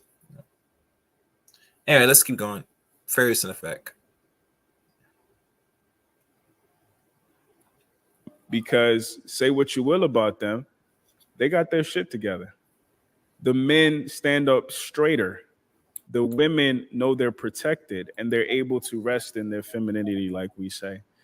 So these things are possible, but I think we have to move the conversation past just this person's at fault, that person's at fault. You made a good point that I really, really like, and then I'll stop asking you questions so you can ask me questions too. Sure. You said that dysfunction is a cycle, right? So Mhm. if we're seeing dysfunction in the Black community, meaning like, you know, the as I said, the baby mama isms, the obesity rates, you know, the fact that a lot of women chose welfare over their men. You know, we see the combativeness. I mean, we can't deny that there are more women in lace fronts and BBLs than they are with their natural hair and real bodies in media. That's what the community is looking like. So if that dysfunction is a cycle, if that's the cycle that's going on in the village, why ask the man to stay loyal to the village if that's what the village is reciprocating? Number one, the dysfunction has always been a tool of the agenda. So meaning, for instance, we talk about the Lizzos, right? We talk about the obese women who have the audacity of supermodels. It's simple if I had a product, I had an outfit, and I was just selling it to supermodels. However, it's a lot more lucrative if I can sell it to a larger consumer base, the largest consumer base being women. Most women, especially in a Western context, are overweight according to the BMI. So what's better than me telling them they deserve everything? What's better than me telling them they're perfect the way that they are? Because it means I can sell them more stuff. Right. So again, we can have both conversations simultaneously without having to scapegoat one person as, you know, and one person from this perspective, Black women who are overweight as the victim. Because when you have conversations with women who are overweight, some of the things that they tell you is that, you know, from a subconscious place, this weight is a defense mechanism. Now, I have to pause you right there. Here's pushback. And we know men and women are not equal, but we're going to go there tonight. Anytime you're morbidly, and I mean morbidly obese, that you are, let's say, at your normal weight you should be, you're double, triple that, you're over 100 pounds more, and it really shows, depending on your height, to tell modern, average, or whatever men that it's a defense mechanism that why some of the women make themselves and let themselves go to the point where they're big as a horse or big in general is bullshit. And the reason why it's bullshit, because if you're suffering that high of a self-esteem / mental illness or certain traumas, the last thing you should be focusing, if you're a woman and you're very big, and I'm not talking about the BBW type shit, you need to go seek some serious help mentally. You need to seek counseling. You need to go seek a good therapist, particularly a male therapist. I prefer you ladies go see instead of women, because women like to sit there gaslight and tell you what you want to hear. A good portion of some women.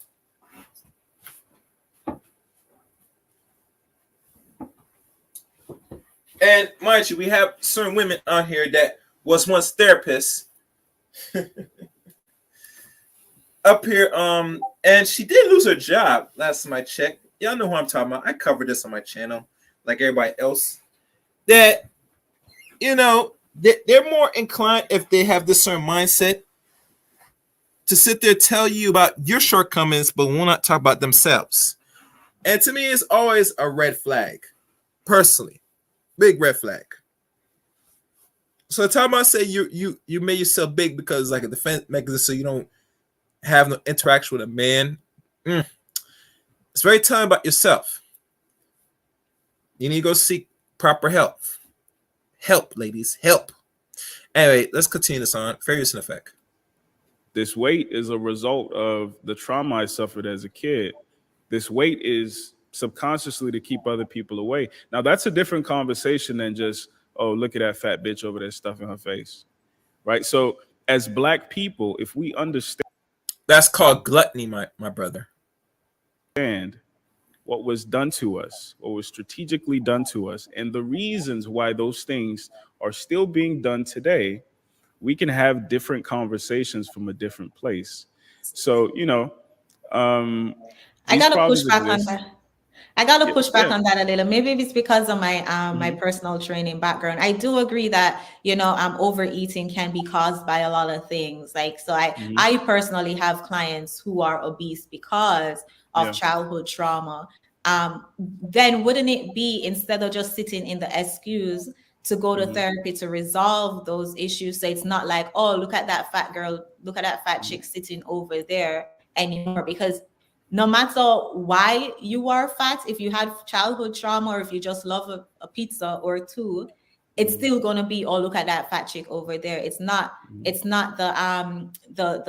audience's, for lack of a better word, responsibility to say, oh, look at that fat chick over there. But no, don't say that because she was traumatized when she was little.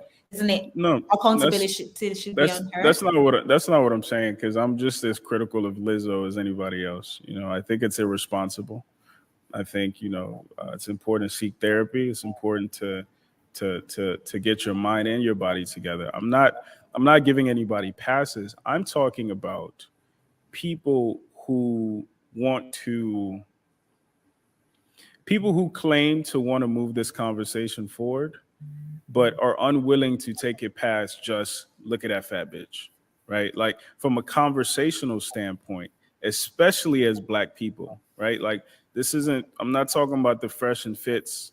I'm not talking about the Lapeef networks. I'm talking about, as conscious, intelligent Black people, it is important that we're able to frame these things properly, especially if we are actually trying to change people, right? Like I said in the beginning, there's a difference between talking about people, talking at people, and talking to people. So with talking to people, absolutely, I know that you were traumatized. However, it is still your responsibility to get yourself together.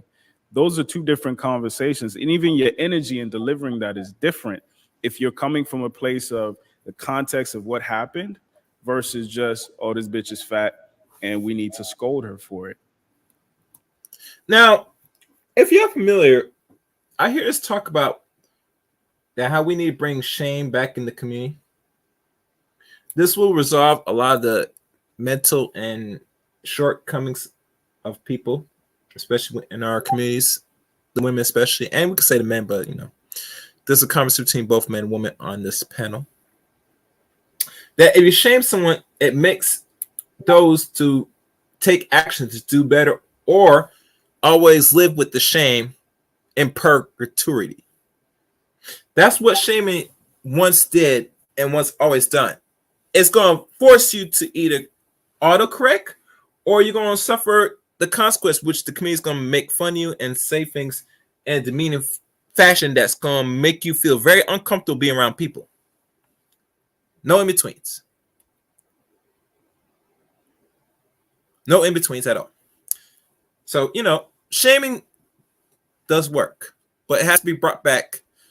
And I think it needs to be brought back in this climate we're in now, just for if anything of any substance to, I guess, repair what's going on here in our own little circles, in our communities. But I could be wrong, but that's just me. I mean, I have no problem with shame. Shame is useful as a useful tool for another means of getting people to force to get the acts in order. But that's just me. Let's continue. Fair use and effect. Now, would you say then, because to me it's sounding like we're being the tone police. It's like, yeah, she's fat, but say it nicely, especially as content creators. Don't call them long, big bone bras. I know. Where's Matt? Matt, I know you in here. Hey sis. It sounds as though it's borderline in tone police, right? I know when I was overweight, I could sit and listen to a content creator say, obesity, blah, blah, blah. Look at this big bone sister, whatever. It's not until I in myself said, you know what, I need to drop this 30 pounds. I can't be at this weight for my height. So regardless of a content creator being quote unquote mean or, say in a nicer tone, shouldn't it, the accountability still be on the person who is overweight? The accountability is still on the person who's overweight, but that's not the point I'm making. The point I'm making is if we get stuck in this place of middle school name calling and we don't advance past it, that's an issue, right? Especially if it's Black people talking to Black people, right? Like if we really want to exact change, we need to be able to, and not necessarily in a tone policing way, but just in a responsible with your voice, responsible dialogue way, we need to be able to talk in a way that people understand, right? So despite, some qualms that I might have with other creators, or like Kevin Samuels, for example, I didn't agree with everything that he said, but he got the point across to the people he was talking to, right? So again, some people are just talking to hear themselves talk. Some people are just talking for catharsis. They want to get this off their chest. And this fat bitch that I'm making fun of today reminds me of the fat bitch who beat me up in middle school. We need to be able to move past that, is all I'm saying. That we have to be responsible with our voices, with our platforms. Like, you're talking to 40,000 people. That's big. That's a football stadium. I know it's crazy, right? But you see, even with that, I find that no matter if I call a person big bone, fat, obese, a little chubby, if they're not willing to change, they're going to take it as offense, right? You can say anything, like you can sugarcoat it. You can walk on eggshells. You can do anything you want to say, to soften the blow. If that person is easily triggered by their insecurities, they're not going to do any, they're not going to change. And I find that a lot of times, especially doing content, people would want to distract from the message and focus on like the tone or how you say it, or if it's mean, or if you're being petty or stuff, and not actually highlight what's actually being said. I do understand where you're coming from though, when you said tone can play a big factor, but there comes a point where it's like we're adults. Put your emotions to the side, and if I call you big bone, look in the mirror, are you big bone? Right? Instead of getting offended by the term big bone. I did want to ask. I said I was going to ask you one question, but I want to ask Let me respond to that first. Okay. I get that. Like, and that's the thing. I'm Nigerian. Like, we notoriously have a terrible tone, right? If you've met any of us, we're not like, what I do is an anomaly. But the point I'm making is, like, you have two assumptions to make, right? You can either assume that people can change or people can't change. If you assume people can change, what is the easiest, quickest, most effective route to exact or inspire that change? And then I would probably say something like, you can catch more flies with honey than you can with vinegar in certain occasions. And the other one is, if you believe people cannot change, I would ask the question, why are you talking to them? Why are you talking about them? Right? So going back to my initial issue with some of the Save Yourself Black Men hashtag posters, they supposedly believe that the women that I'm talking to, the women that I'm talking about, or the women who might even be watching my content are beyond saving. So my question has been, then why are you here? Why are you watching the content? I'll give you the answer, my good friend, Mr. Obi. They're here to troll. They're here to see and point fingers and laugh at Black women digitally in their face. Ha ha ha ha. You're fat, you're this. Ha ha ha ha. I got this new girlfriend. Ha ha ha ha ha. That's why they are here, brother. Cause think about it. Unless I'm keeping real with y'all. I gotta keep real with y'all since y'all watch this. And y'all will watch the playback off this, right? Why not? It serves me no good if I gone my own way. I gotta come back and let people know the pain and frustration you put me. It makes perfect sense. So all that extra glue gloss nonsense, right? In regards of why you're here, they know why they're here. The biggest question you ask yourself is why you entertain those that are still here and not here for anything than what is your purpose. That should be the question you ask yourself. You're gonna have a lot of naysayers and a lot of people that's gonna be hating on you or don't like the direction of what you're trying to take your channel to. But at the end of the day, they're here nonetheless, giving you your eyeballs and your watch time so they know we're present, and they're going to look at you as crazy and say, why are you wasting time talking to these women? Kevin Samuel has put a lot of time, energy into ladies for the past year and pushing almost 2 years before his untimely demise back in May 6th of 2022. Or, sorry, May 5th. So obviously they know the drill, that in their mind they can't get the woman they want or the Black woman they want. So obviously you putting the content you do just to, have the conversation. A lot of Black men, and I mean a lot loosely, look at you with a side eye having this conversation. Yeah. But anyway, enough of my little rant. Let's keep going. Fair use. I think it's not necessarily, if you made a great point, you made a solid point, and I can understand where you got that perspective.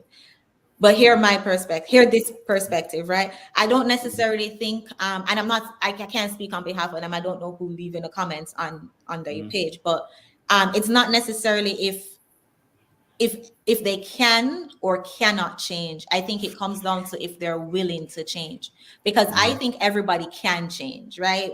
I mean, that's the reason for religion, right? For redemption and stuff. I think you can change. I think what a lot of men is, and especially men with the SYBS thing. I think what they're finding is that a That's lot why of it's BS. That's perfect. SYSBS. That's Oh, why it's bullshit. Yeah. no disrespect to anybody. That was an accident. I find that they're more, what they're observing is that it's not Mhm. if a woman can change or not, it's her willingness to change. And because the Mhm. community and enables a lot of her behaviors in terms of, Mhm. like, we tend to pander to baby mamas. You know, there's Mhm. weekend, there's food stamps, they're like programs for women with kids, but there's like literally none for men. I want to say like Mhm. there's only like 4 or something like that homeless shelter for men, Mhm. but like 100 million for women. So it's like, you know, in a society that panders to women and their toxic behavior, why change?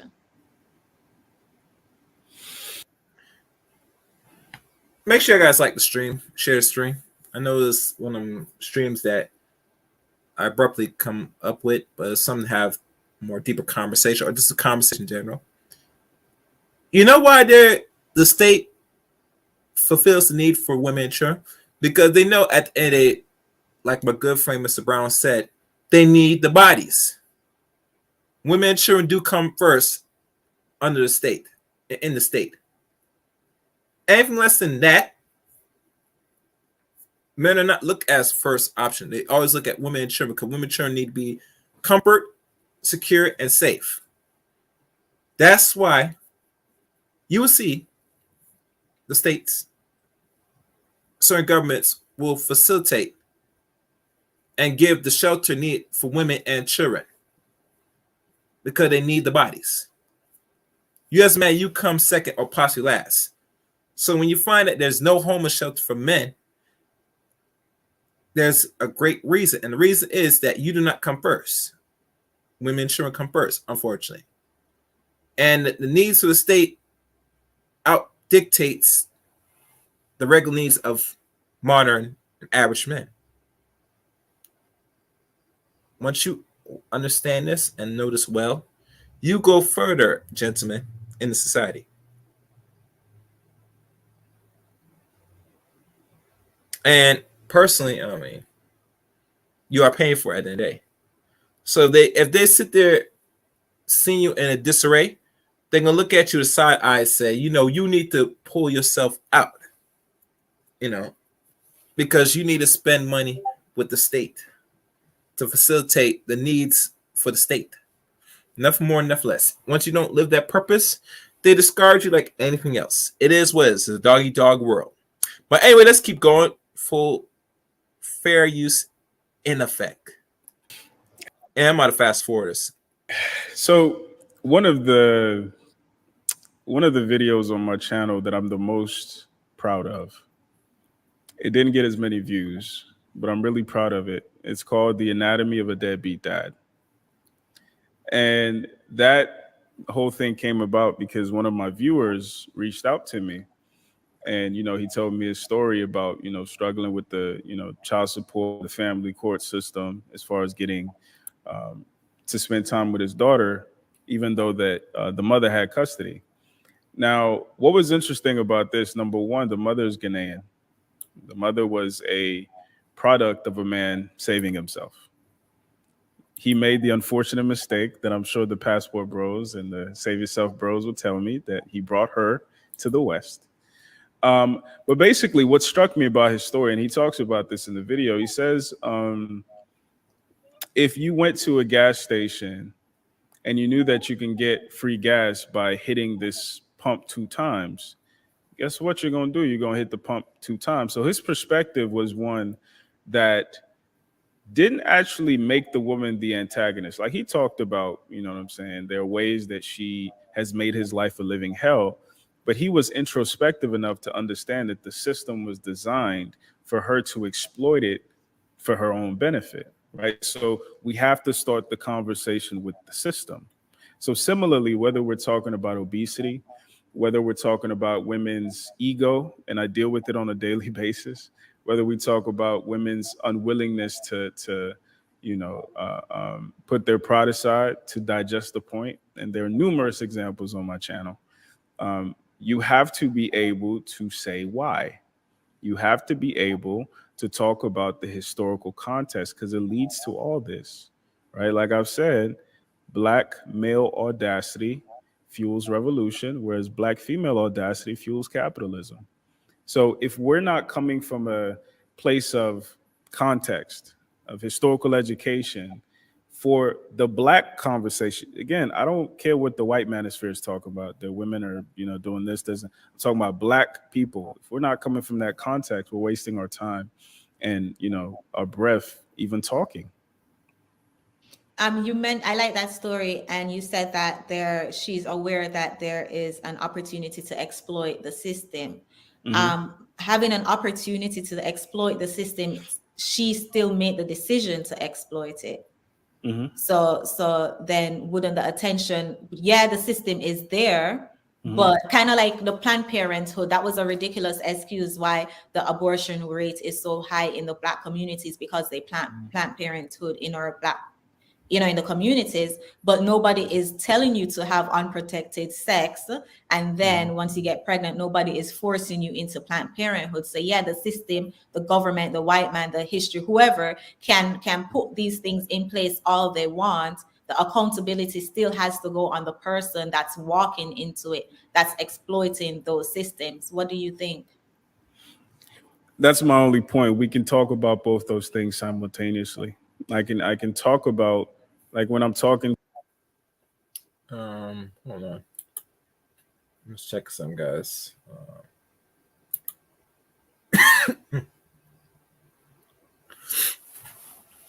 It's at the end it's a choice. U.S. woman, you take the assistance and be on the boot hill of big government daddy, and big government daddy is your man, your boyfriend that you sit there fondle and get on your knees every night. But overall, you have yourself to blame if you had to be on that personally. But like I said, I'm not really too big on people taking assistance. Now I think about it, if you're going to have to take it, it should be only temporary till you get yourself back in order. But I've known and I heard stories from a few ladies I dealt with that had family members, ladies in general, females in general, that was on the government titty or the government spouses for not only one generation, but more than one. And it makes me think, this is a very much a generation curse when you're on the government assistance for not only one generation, but you have your own children be on it. It tells me you have failed as a woman. But that's just me. Anyway, let's continue. Fair use in effect. To a black boy in high school, I can tell him simultaneously, you're more valuable to white people in prison than you are at a tech job. But here is a code boot camp you need to go. We can have both those conversations. However, we must have both those conversations. If we're only having one and ignoring the other, from a macro standpoint, we're not doing any favors to the masses of black people. Because again, I mean, even to allude to the FBA, non-FBA thing, right? I don't know if you're familiar with that, but I found myself beefing with them at one point because they said, why is this non-FBA Nigerian coming over here and making our women look bad and trying to tell us our history, this, and that? One of the things I learned that the FBAs have an issue with non-FBAs is a lot of times the white power structure uses non-FBAs as tokens of black progress, right? So they'll say, oh, look at these black doctors, look at these black lawyers, look at these black politicians. Black people must be doing better. We must have created restitution for every fucked up thing we did to black people. And then you realize, oh, this black doctor's name is Temitola. This black doctor's name is Chukwuemeka. You know what I'm saying? So it's like we must have both those conversations because this shit is complex. This shit is nuanced. And we cannot continue to use simple answers for complicated questions. I think I understand what you're saying, but I think how I'm seeing it is like you run you run the risk of shifting blame to the system if every time we're going to include the system. It's kind of like going back to the obese lady. Yeah, she's obese because we're going to use a funny joke. The one who said she's, black women are obese because Trump is racist, right? Mm-hmm. It's kind of like, yes, sis, but you're also overeating and you're not working out as much as you're supposed to. So it's like that puts a lot of accountability and a lot of what's the word I'm trying to look for? It's like it puts power in the individual's hand to say, I can make the change. I don't have to blame outside factors and I don't have to blame the system because me myself can make the individual change. Mm-hmm. And before So, I'm so sorry. I'm seeing the super chat, guys, but I don't want to cut the conversation. So I'll read them after. I'll read them at the 1 hour mark before I give Alan his opportunity to ask questions. Go ahead, Alan. sure. Yeah, to respond to that, like I said. But it goes back to, if you want to eliminate the how blaming the victims, you bring back shame. That will start. That'll be one stage, and there needs to be more. But shame at everything else is a start. Because let's be honest, people know what the hell they're doing out here. There are no victims. Well, not many victims, but there's no victims personally. But anyway, serious in effect. There's nothing empowering about ignorance, right? There's nothing empowering, for instance, being the one black dude who made it out the hood. There's nothing empowering about that, right? And that's what we must understand as a people. Therefore, we have to understand what is shaping the actions of the masses. Wait, So clarify again, that. Why is there nothing powerful about the one black man who made it out the hood? Clarify that. because your community is still in a state of disarray. Because again, Now, mind you, like I said before, and I will say this again, my good friend told me this, that he don't see or view that we don't have no community, whereas people we're neighbors living with each other, but actual community where we actually control something, that's not really what we do. So, like I said, if one dude is doing well, it's his own individual growth and what he has done for himself. But regardless, beneficial right now for the community, nah, we don't. Most black people don't see the emphasis or benefits that what black man does primarily in the last century, moving on to the 21st century. From what I'm noticing, from my point of view. But like I said, I could be wrong. If y'all get this far through the stream, leave a comment and tell me that I'm wrong and explain why. But anyway, let's continue. Fair use and effect. you're not going to be able to rely on the Caucasian community the way that you would be able to rely on your own people. So again, that's where that symbiotic relationship where we owe a duty to, as we pull ourselves up by our bootstraps, I owe duty to my siblings, my cousins, my family. You see what I'm saying? So, but unfortunately, we've been trained to believe that, and you'll see black people even today, and I've been guilty of it as well. Like, I want to be the only black dude in the office. I want to be the only black dude at this event because for some reason it makes me feel like I'm special, right? As opposed to understanding that protection happens in groups. Real progress happens with collaboration. That's true. You heard the story when Denzel Washington's daughter threw a fit because she didn't get a part in the movie. You heard that? In saying the one black guy who left the hood and he's supposed to turn back and save the others in the hood, wouldn't that be putting him at a huge disadvantage because it's the entitlement of the people in the hood, like the entitlement of not Denzel Washington. I messed up Idris Elba's name. Jeez, Idris Elba. The same entitlement that Idris Elba's daughter had is like, oh, well, my daddy made it out, so he's supposed to help me, quote unquote, made it out the hood. So you're entitled to come back and help me. Doesn't that put the one black dude who make it out the hood at a huge disadvantage? I've talked a lot about the black tax. I don't know if you're familiar with that term. It's basically, even though The black tax, and I'm very shocked why Obi Allen did not reveal where he get that from. I'll tell you where it comes from. It comes from the book by Sean Rochester called The Black Tax. It goes in specific detail of how black people are not only disenfranchised, but how they are, taxed in all avenues of all areas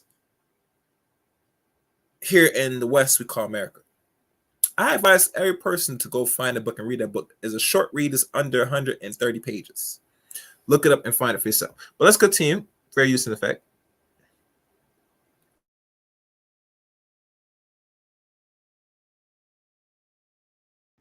Me and Johnny might make the same amount of money.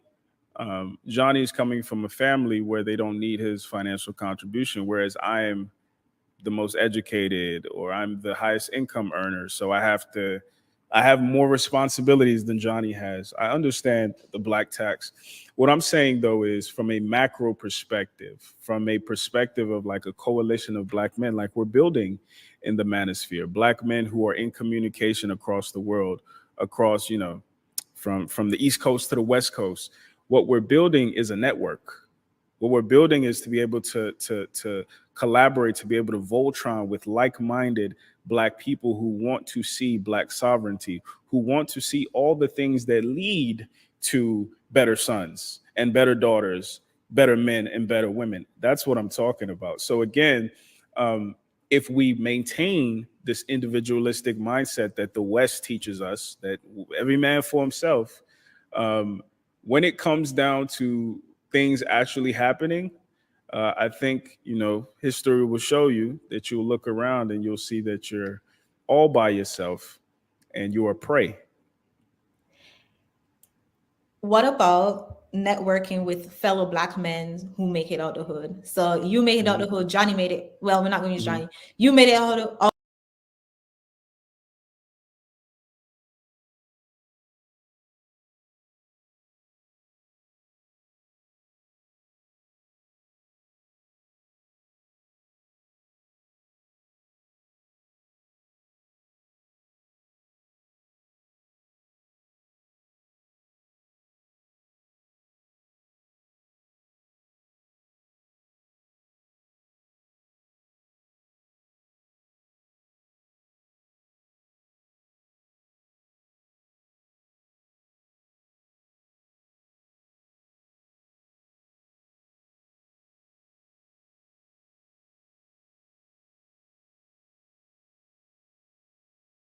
The hood. Jimmy made it out the hood. JR made it out the hood. Michael made it out the hood. How about instead of you individual 5 men going back to save the Pookie and the Ray Ray in the hood, you guys just network with each other and form your own community and then build a better community so you guys your children won't have to be in a hood to make it out of. So again, history. I was watching a documentary on Marcus Garvey a while back, and obviously, they couldn't interview him because it was like made in the 80s or something. But they interviewed a woman who was talking about, she was talking about her grandfather. Her grandfather was a Garveyite. And she talked about how her grandfather, his day job, he was in janitorial services. He was a janitor. She talked about how the first thing he would do after coming home from a hard day of work is go to the room, take a shower.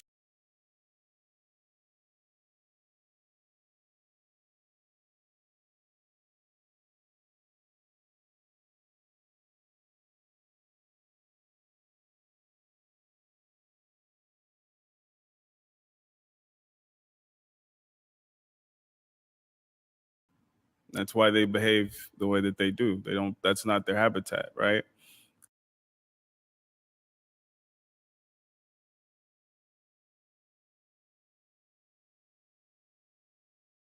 All right. Let's turn the mic to Alan. Alan, what are your thoughts, questions, concerns? I wanted to comment on the crabs in the barrels thing, and then I'll get to my questions. But the brilliant Jay-Z, he once said, "Crabs don't belong in a barrel. That's why they behave the way that they do. They don't. That's not their habitat, right?" And very often as Black people, we focus on our own pathology, and like I said earlier, it's almost this idea that we are inherently broke. One of the things I grew up hearing in Nigeria is no wonder the devil is black. That's a common saying. No wonder the devil is black, right? So what do we think the effect is on kids growing up hearing that?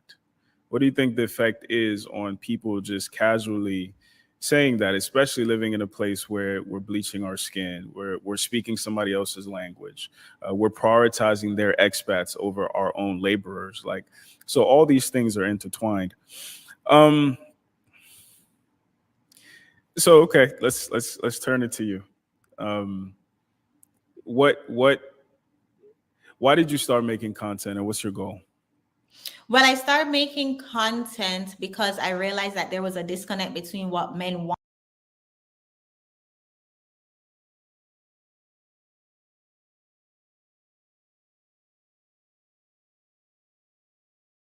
from a relationship and what Black women think men want from a relationship. I was learning about femininity and masculinity. I remember one time somebody I was dating was like, "Oh, I love your femininity," and I had absolutely no idea what he meant. Like, did not even like, you hear the word, but I didn't ever hear it as like a compliment. So as I was learning and as I was like growing and expanding my mind, I started making content to share all the things that I was learning in this specific content. If you go back on my YouTube channel, it was about fitness because I was also learning, sharing what I was learning about fitness. So there's a pattern. I share what I learned. With the goal to The goal to influence younger girls. I focus my attention on 25-year-olds. Anybody who want to listen. But for me personally, when I was 25, I was going through this kind of like quarter life crisis, and I had the choice between going back to school for my master's degree or focusing on relationships so I can get married. Unfortunately, I chose my master's degree, and now I found myself 31 and unmarried. So I basically try to be as transparent as possible, share all my mistakes so young girls don't repeat them. are they listening? Yeah, most definitely. I have a lot of feedback from people. I don't really give advice, but a lot of young girls, young women, 25, will reach out to me for advice sometimes. I have some of my subscribers, Chelsea, Savannah. Don't want to forget anybody. Yeah. Of course, my algorithm is mostly men because I can't control that. YouTube does what YouTube does, but there's a significant amount of female subscribers.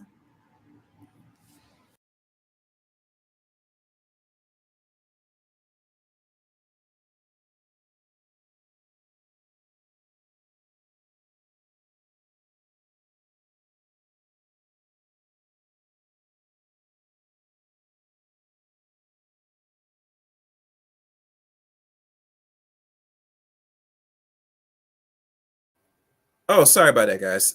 I was muted. Interesting. Um, I know I was muted. I'm gonna say this is gonna get pushed back.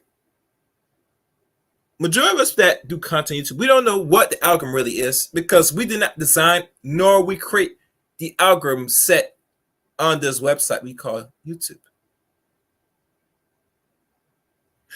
You always get tips on what the algorithm, how it's supposed to work, but overall, from my point of view, you never know, and you're not gonna never know because you're not an architect. You did not create the structure, the infrastructure of what we call YouTube's algorithm. They just give you and tell you what you need to know. But overall, in general, the whole purpose, you're never gonna know how the algorithm really works. Keep that in mind. Oh, I see somebody in the building. What's good? Bill Munger. What's good? Let's keep going. I'm only going to stay up here for like another maybe 60 minutes. Let's keep going. Fair use and effect. Oh, make sure you hit the like button, guys.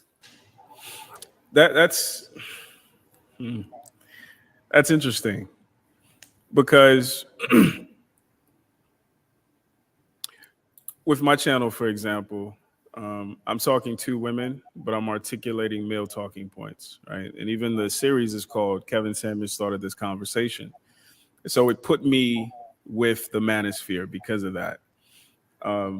But, I'm articulating it from a balanced place, whereas, unfortunately, a lot of people in this space are not balanced. So would you say... Oh, go ahead. Go ahead. Yeah.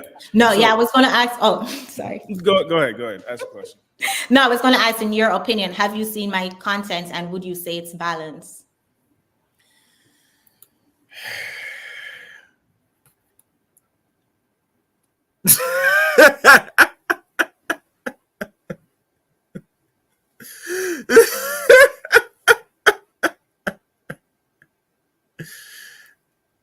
Oh, God.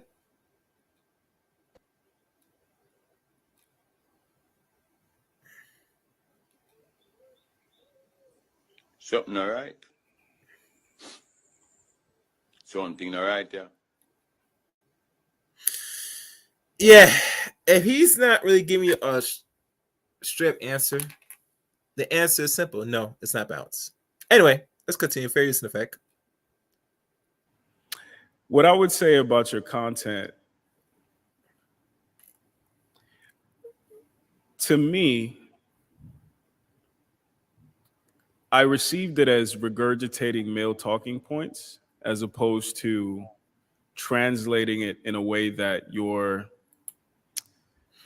25-year-old target would be able to receive, right? So, and that's where my antennas, because one of the things that the manosphere at one point was wary of was women coming into the space. And women coming into the space and turning themselves essentially into a female Derek Jackson for manosphere men. So women who aren't able to speak with nuance, women who aren't able to speak to a female audience that's going to be receptive to the message, but women that are really just going to be cathartic for men who might not be used to hearing certain points from those women. So what are you doing to speak to, in your content, speak to the people who need to hear it? Because, respectfully, there's really nothing that women need to say for a male space that a male space needs to hear. Like, you're not teaching men anything, and it doesn't seem like you're teaching women anything. So what's your angle? Well, I am 100% teaching women things. That's my intention. That's what I do with my channel. I am not a part of the manosphere. That's why when Courtney Michelle asked me for the invitation, if women belong in a manosphere, I think that's a very, I'm not a part of it. Now, are you sure, Miss Chantal Simone? Are you that positive? Are you really certain that Obi just asked a question? You're saying you're not part of this and that. And you say your content is for women. Do I go back that nice bean footage? Shall we? Let's roll back that bean footage. Yeah, let's roll back. For those that's not familiar, one brother told you this. How many $100 super chats did you get in the I've last lost day? count. You lost count. That's right. You know why? Yeah, that's right, girl. Because she gonna say what we want her to say. That's right, baby. Just like the girl in the strip club. She gonna You belong to us. Yeah, soon women like winners. Okay. They like winners. And part of being winners is money. Part of being winners is men who are successful. Okay. Agreed. I agree. Yeah. With Okay. So Chantel is running a show She's providing entertainment, information, and knowledge. And she should be compensated for it when it meets the needs and approval of the men for which it is designed. And it meets their approval. And they pay for it. And they say, you go, keep talking that talk, we're taking care of you. And what's wrong with that? And she's providing them, wait a minute, and she is providing what it is that they want. It's called a reciprocal relationship. It works all over the world. It works. I provide something to you, and you provide something to me in return. And we're going to keep going round and round until one of us gets tired. But usually that's what happens. When it's done right, when it's done correctly, it don't stop. It just keeps going. I agree from a... Now, the minute she stops, wait, let me finish. The minute she stops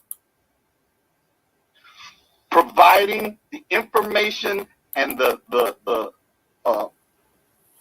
talking points and the things that the men feel like need to be heard is the minute they can cut off the flow. So stop acting like there's something wrong with that. There isn't. It puts power in your hand.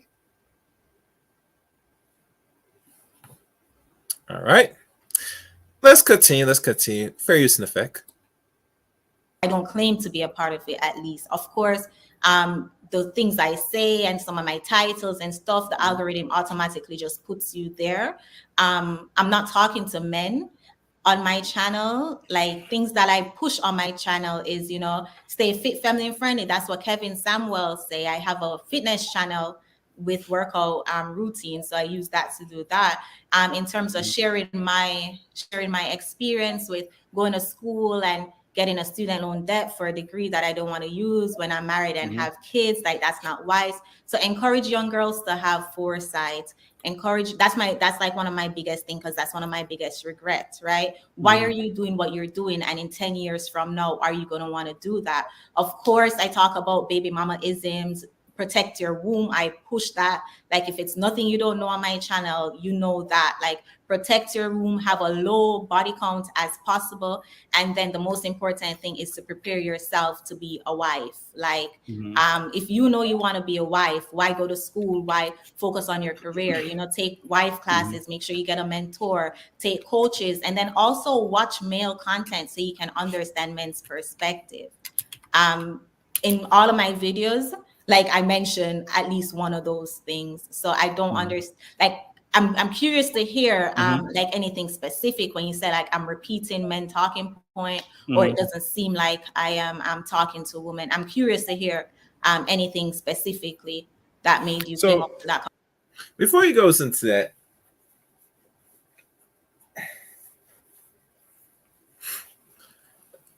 women, for the last God knows how long I've been keeping track, have always were educated and went to some form of school, one way or the other. I'm not sure why this is something new that women just start going to school in the last 20 years. Last my check. Especially when it comes black women. Black women have always had to go to school at some point.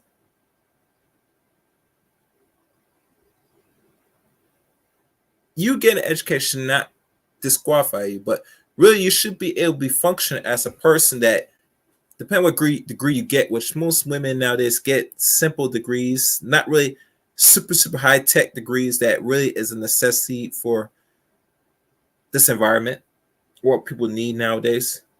That once they get a degree, they feel that they are smarter than you as a man because you didn't get one, and they're based solely on the intelligence by the mere sheer of this paper they call diploma. And that's where the most miseducation a lot of you women are. Especially those that have not expanded their regular intellect and pick up a motherfucking book and read a little bit beyond the scopes of the universities. And the danger with a lot of schooling today, which it was always has and which has been back then, even to present to the future, is they educate you to be, or they miseducate you to be a bigger fool than you are.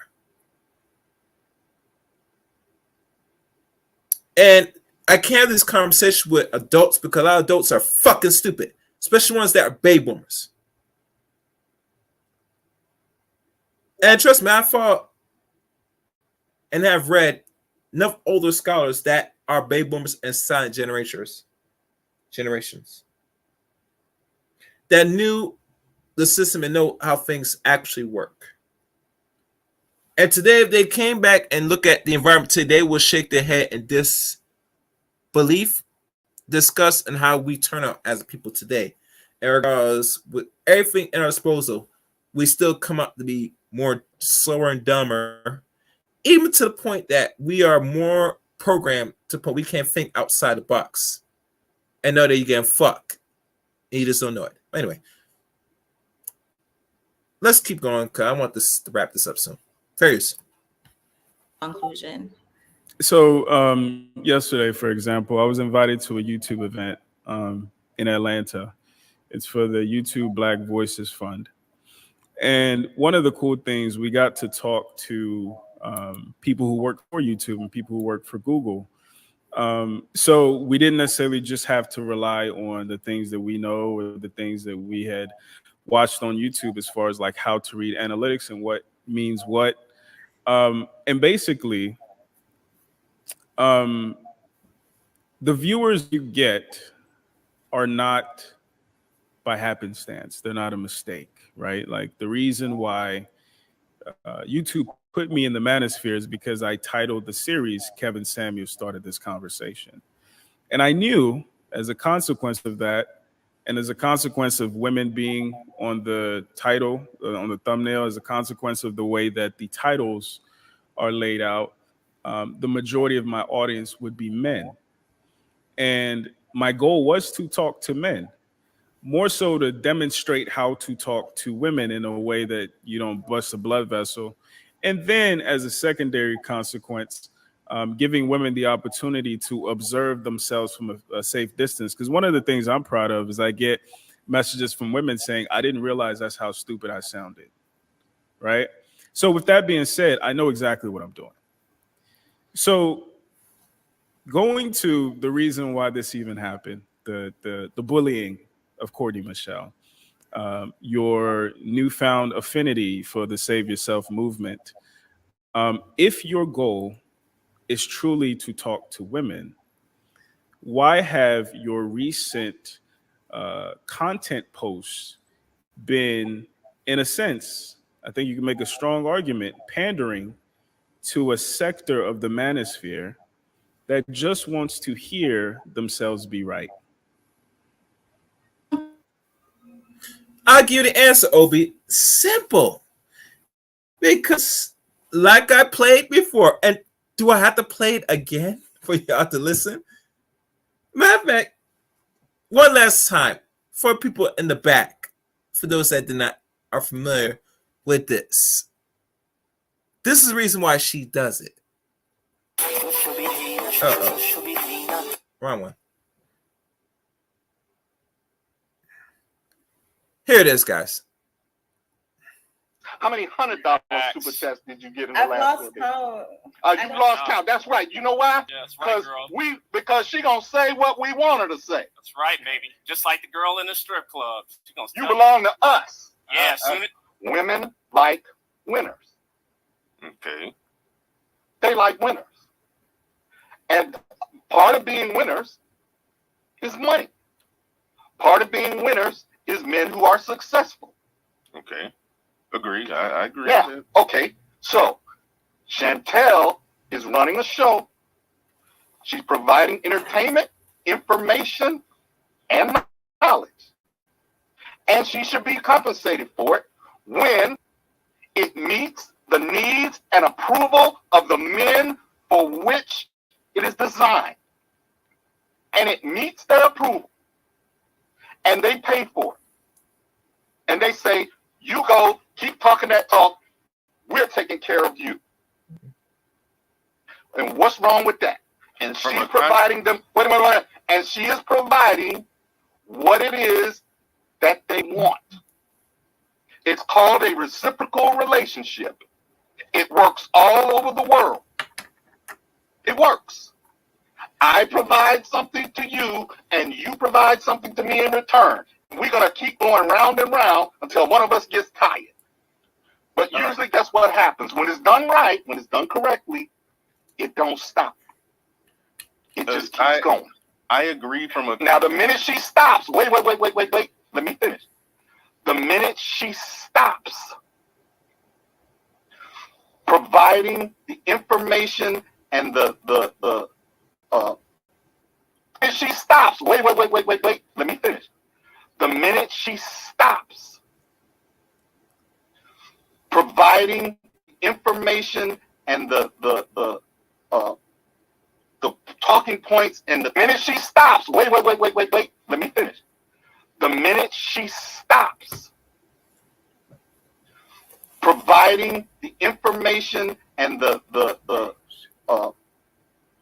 talking points and the things that the men feel like need to be heard is the minute they can cut off the flow. In it, they can cut off the flow.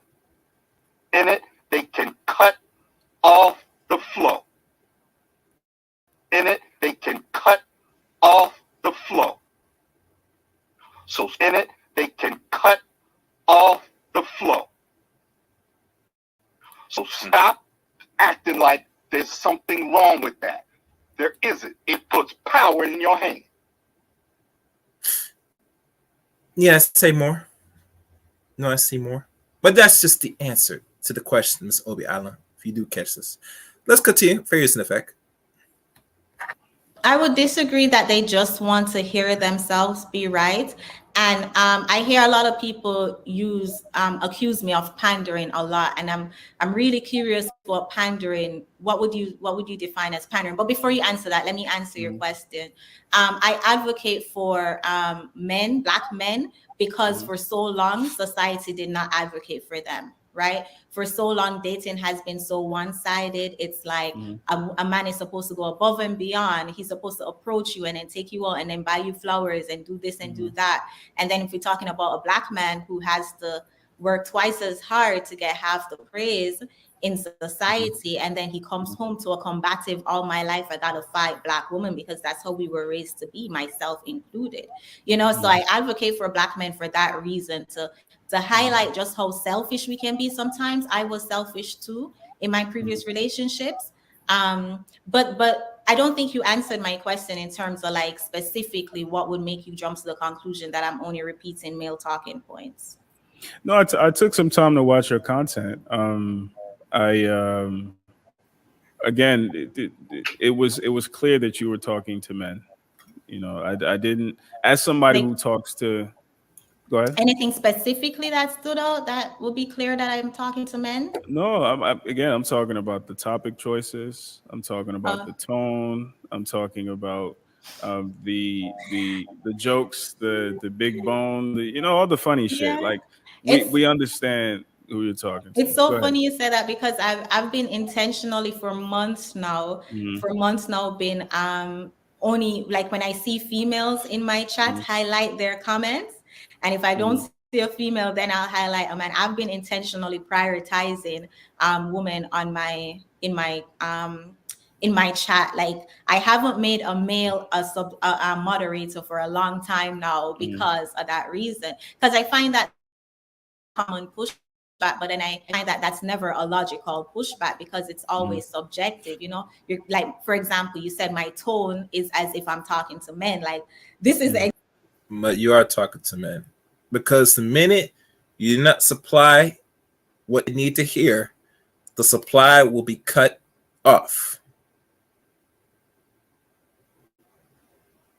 If you have a subscriber base that's pushing almost 50K subscribers, and your audience is not nowhere even, meaning 50-50, and there's an imbalance where there's more of one sex than the other, then by default, your content and who you're focused and who you're talking is for the interest for the opposite sex, which you're a woman, so your content is going to be solely based and focused where you talk about the women in the interest for the man. Need I say more? Various in effect. Exact same tone I talk all the time. If I have a female panelist up here, if I have a male panelist up here, I use the same tone. And then in terms of the title, my the first video that actually got me recognized by Danica Marie was when I titled it what is it, like 5 things that will make you more feminine or some, or no, men feel loved when they feel needed. And ever since then, all my videos have been directed to, as I said, teaching or sharing what I've been learning about men's perspective. So I really don't know what else I can do to convince people with your belief. This is what I would say. I would say if you were really, if you really wanted to exact change, this is what I would say. I would say, number one, you can help provide men with a more nuanced understanding of women. I think that's what you can add to the space. Can I push back on that a bit? Yeah, sure. After I finish, but understand. See, she has pushed back. You tell her what? Just only solely focus on women, and not only telling women what they really should hear. Only them. You're mad, man.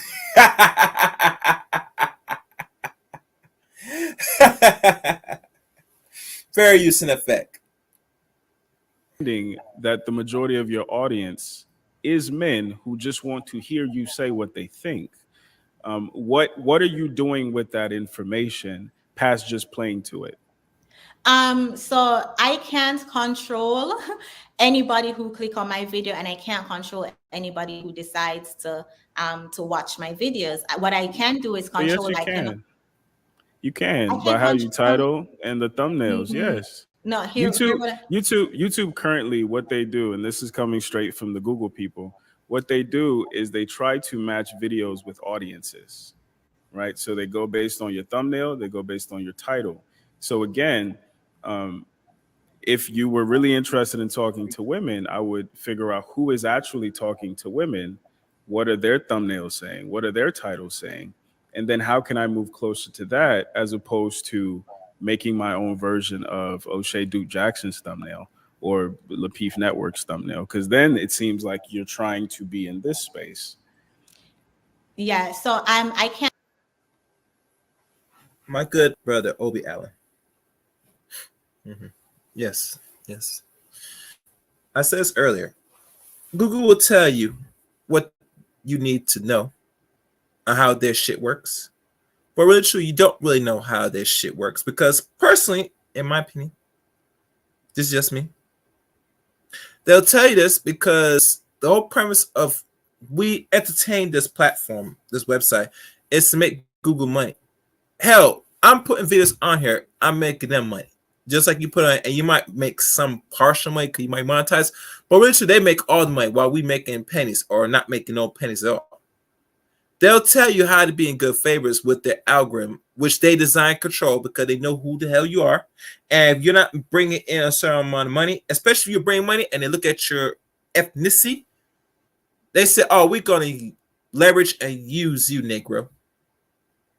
Like everybody else. And what I could say is, with a clear conscience and being direct with y'all, is if you look at everybody else's channels, some that put up the most stupid, boring content will get roughly 1 million subscribers or close to 1 million subscribers with more than millions of views.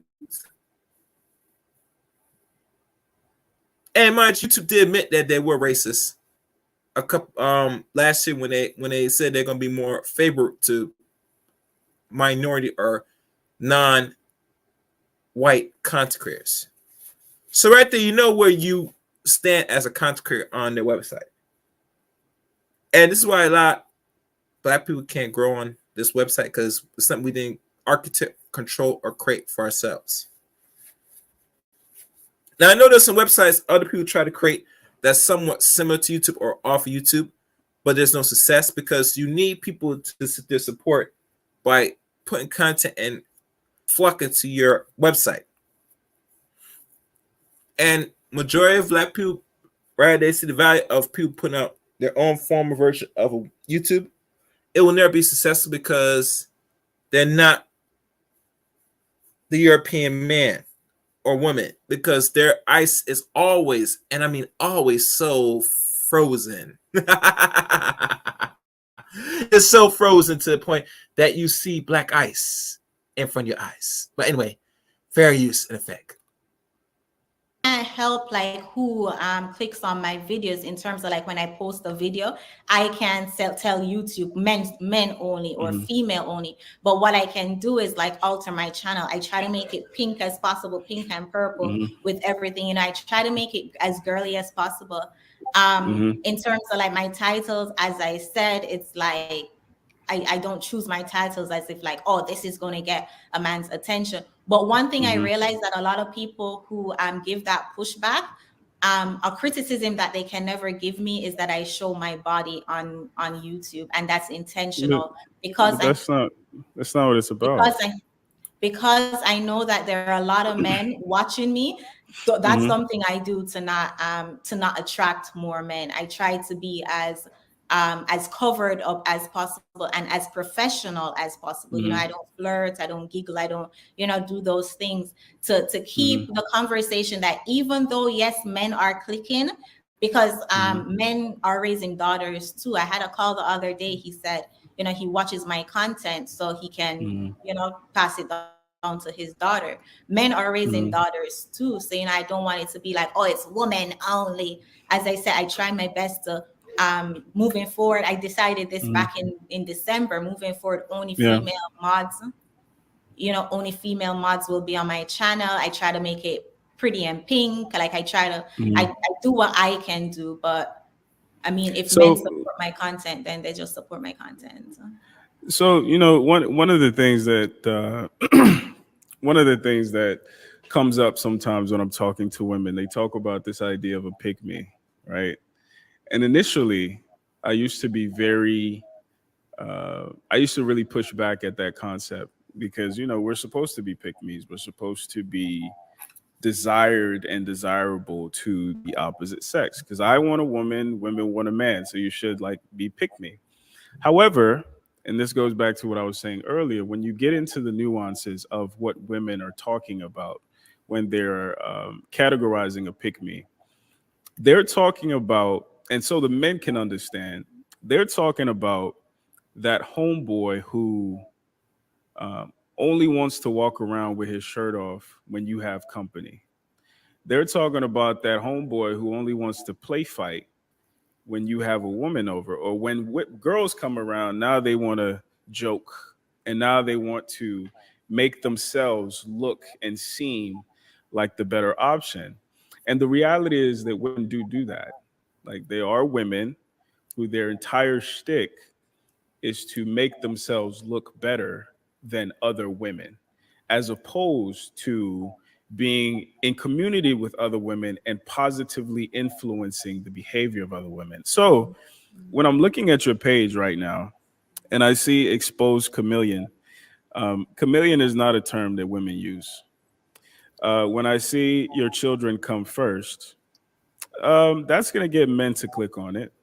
When I see save your community, black men, stop bashing, men's best interest, um, even the pretty in pink stuff, like I said, it is appealing to a guy who might not be super in community with women in real life, and you position yourself as this beacon of femininity. Look at how much better I am than the masses of the mass delegate. And that's what I'm saying is irresponsible, because again, you're not talking to women, you're not helping men understand women better, and you're exploiting a community. Unfortunately, this is the reality. You're exploiting a large community of men who are not in community with women in real life. And that's why I'm saying it's irresponsible, because even when you say to me, I can't control who clicks on my video, I just explain how you can. You, as a creator, you title stuff and you thumbnail stuff specific ways to get specific people to click. At least if you want to be successful on YouTube. So, what am I missing? One, But Obi, that's the whole point why a lot of content creators do what they do. And I'm be fair honest with y'all. Cause most people that do content on YouTube, but like I do content, everybody else do their content differently. It's always a recommendation, and it's always important that we're supposed to look at our analytics. Now I've been lazy, I've not kept tabs on my analytics for whatever reason. I mean, you know how the channel is on here, but let's say this. The analytics always shows and measures of the clickbait / attention retention of videos on your channel. And if you put out content that is not deemed clickable, much less anything that will keep a person's attention span beyond 5 seconds, and we always push on the Chaos Rain channel, I'm here to raise your attention span. So it breaks through that 5-second threshold, because on anything under or above, and really 5 seconds, if that is as far as your attention span go, you need to get off the internet, get off any form of entertainment, and you might have to start practicing meditation, and you might have to go as far as start reading books to start expanding your mind and better perform your thinking and your cognitive thinking, so you're able to retain your attention personally. Because anything less than the threshold, you're not retaining or absorbing no information under 5 seconds or over 5 seconds. It ain't gonna work. So majority of content creators, if they're not known already, they do this and pay attention to analytics very closely to know what keeps people coming back to my channel, what keeps them clicking, what keeps them watching the videos. That's what every content creator is doing. And trust me, Mr. Obi is no stranger of this. He understands analytics well on his channel, just like Chantel. And they know what they're doing, especially Chantel. She knows she's not bringing anything substantive value than what's already been said around the space already. So what's your purpose? Let's keep going. I am just successful on YouTube. So what I've been doing, I've been, I've obviously been doing right. And I weigh my success based on the females that I'm reaching. So as I said, based on my analytics, I'm reaching a significant amount of female. I do respect. See that? See what I told you? The analytics. Respect your opinion in terms of like my page and stuff. I don't think though it's a very logical point that you're coming from. Like, to me, it's like almost as if you're encouraging me to stay in that sisterhood and stay loyal to women, so I'll get more women. I find female content creators who have a lot of female support, they're still in this lack of accountability. And I am better than many women because I am, right? As I said earlier, there are standards, there are structures. You are better than the average man who is robbing the store right now, right? You are better than the man who is the average man is not robbing. I'm sorry, I mean the average man who robs stores. So the average robber, not the average man robs store. But that doesn't mean anything. Talking about no, because you made a statement that you're better than the average woman, and then you said I'm better than the average robber. Sure, I'm better than the average robber, but I'm not better than the average man. Those are two different statements. You are better than a man who is currently abusing his kids right now, or who is neglecting his kids, or you are better than that. I am better That's than not the average. It's not the average man. I'm sorry. I didn't mean to say average man. You are better than the man who is abusing his kids right now. I am better than the woman who is having kids out of wedlock, who's destroying the household and who's negatively affecting the community. Now, a woman like that is going to look at me and think that I'm acting as if I'm better than her because I don't have kids out of wedlock. I take accountability. I want to learn men's perspectives, to understand their perspective, so I can work with a man and encourage more young girls to work with a man so we can partner up, see families, and start better communities, rebuild better communities. If a woman does not fall in that category, it is going to be perceived that I'm better than her. Yes, I am better than her. It just is what it is. So that whole pick me term, I really don't care. Whatever they want to call it or whatever they want to call me. I think we have this mindset where, like, if you were to know that you're better, if you were to admit that you're better, that's something negative, but it really isn't. It's not. There's nothing negative about being better than somebody who is destroying a community. Okay. So initially you stated that your goal is to speak to younger women. Now you're saying that you can't control who you speak to. So if that's the case, if you're unable to achieve your goal, why are you on YouTube? What are you doing? Because it's Like, what's the better new that goal? it's better if I can. Simple, Obi. For the money. We're here for the money. Money. That's why we're here. Anything less than the money is uncivilized. Fair use and effect. And speak to one younger woman, even though I can't control. So if out of 100 people that I can speak to, 99 are men and one is a younger woman, I achieve my goal of speaking to a younger woman. Well, I mean, but the thing is, you could be speaking to more younger women if you change your titles, if you change your subject matter, if you change your approach. But you're choosing to just hope for the 1%.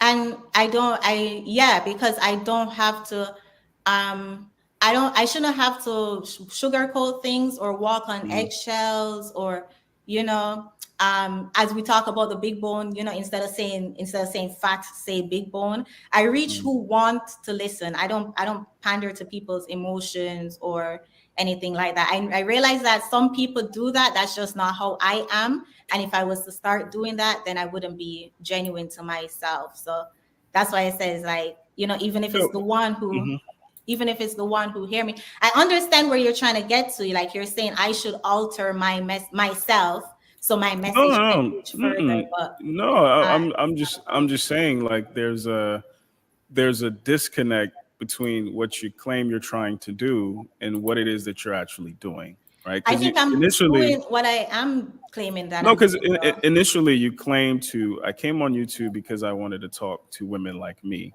However, you're not talking to women like you're not even in the space to talk to why women. why would you say that I'm not talking to women like me when I? Now you see, it goes very heated back. And I heard some people say that Chantel destroyed Obi. I'm trying to figure out where did she destroy him? Because man ask him legit logical questions. I'm trying to see where the pushback and where she destroyed this man. No one can really articulate, gave me a real logical reason. I think this is what I want most gentlemen will do, because this is a long stream. If you survive up to this point, I want to hear your thoughts on the stream, especially where did Chantel really destroy Obi personally. Let's keep going. Fair use and effect. Said that there's a significant amount of. It's like my subscribers are at 40,000. I have over 20% women. So if you do the math, that's like 8,000. Like take away the 32,000 men that's watching me, that's still 8,000 women I'm affecting. I'm impacting. That's still a significant number. I'm not trying to change the masses. No, let me finish it. I'm not trying to change the masses. I am not the second coming of Christ. I am not Jesus. And I've said this many, many times on my channel. So if it's just one girl, I can say, hey, prioritize dating and relationships. Maybe not go to school and get your degree for a useless, get student loan debt for a useless degree. Then I feel like I am very content with my channel and my mission. Like, so you're talking to women who already believe what you believe. No, I'm offering an alternative perspective. As I said, when I was 25, I thought my only option was to go to school. I'm offering But the problem is, Ms. Simone, you have no perspective, because modern average women today I'm sorry to tell you, they know what they're getting into. They know, because majority is spoon fed by not only society but their own parents, from their father still involved in their life to even the mothers, to go to school, get education, do this, war off, don't prioritize relationships. They know what they're doing. And it's something that we're not being honest, I mean factual on here.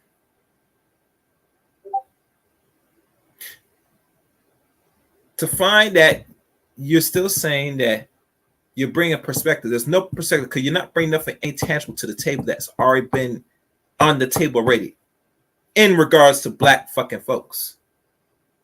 It's the same playbook all over again. Let's continue. Alternative perspective. I'm not trying to change anybody's mind. I'm just having a conversation to offer an alternative perspective. So that's why. But my question is, like, to who? Offering an alternative. So like, are you talking to divestors? Are you talking to women who have had kids out of wedlock? Are you talking? Are you trying to steer people? I'm talking to younger girls, girls, so I'm transparent as possible, so they don't repeat my mistakes. Right? That's why the pushback that you have, that is my channel is majority men, does not matter to me. The pushback that you have that I'm pandering to men, it does not matter. I could be pandering all I want. Like, I'm still telling young girls, don't have kids out of wedlock. Don't go to school and get a college degree and get all these student loans. That prioritize dating and relationships. Which you have, Miss Chantel. You got a lot of school students on that. And I think you've been very transparent about that. Don't you? And another thing, I remember from another content creator, the one in Europe. And I think she had a conversation with Miss Simone. Then one time, Miss Simone or Chantel was engaged to be married. Now she's single again. What's up with that?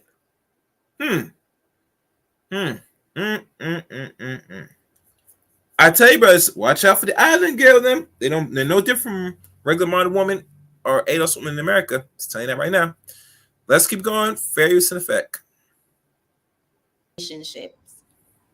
Listen, I can't take away, if you made a video that you said all those things within 5 seconds.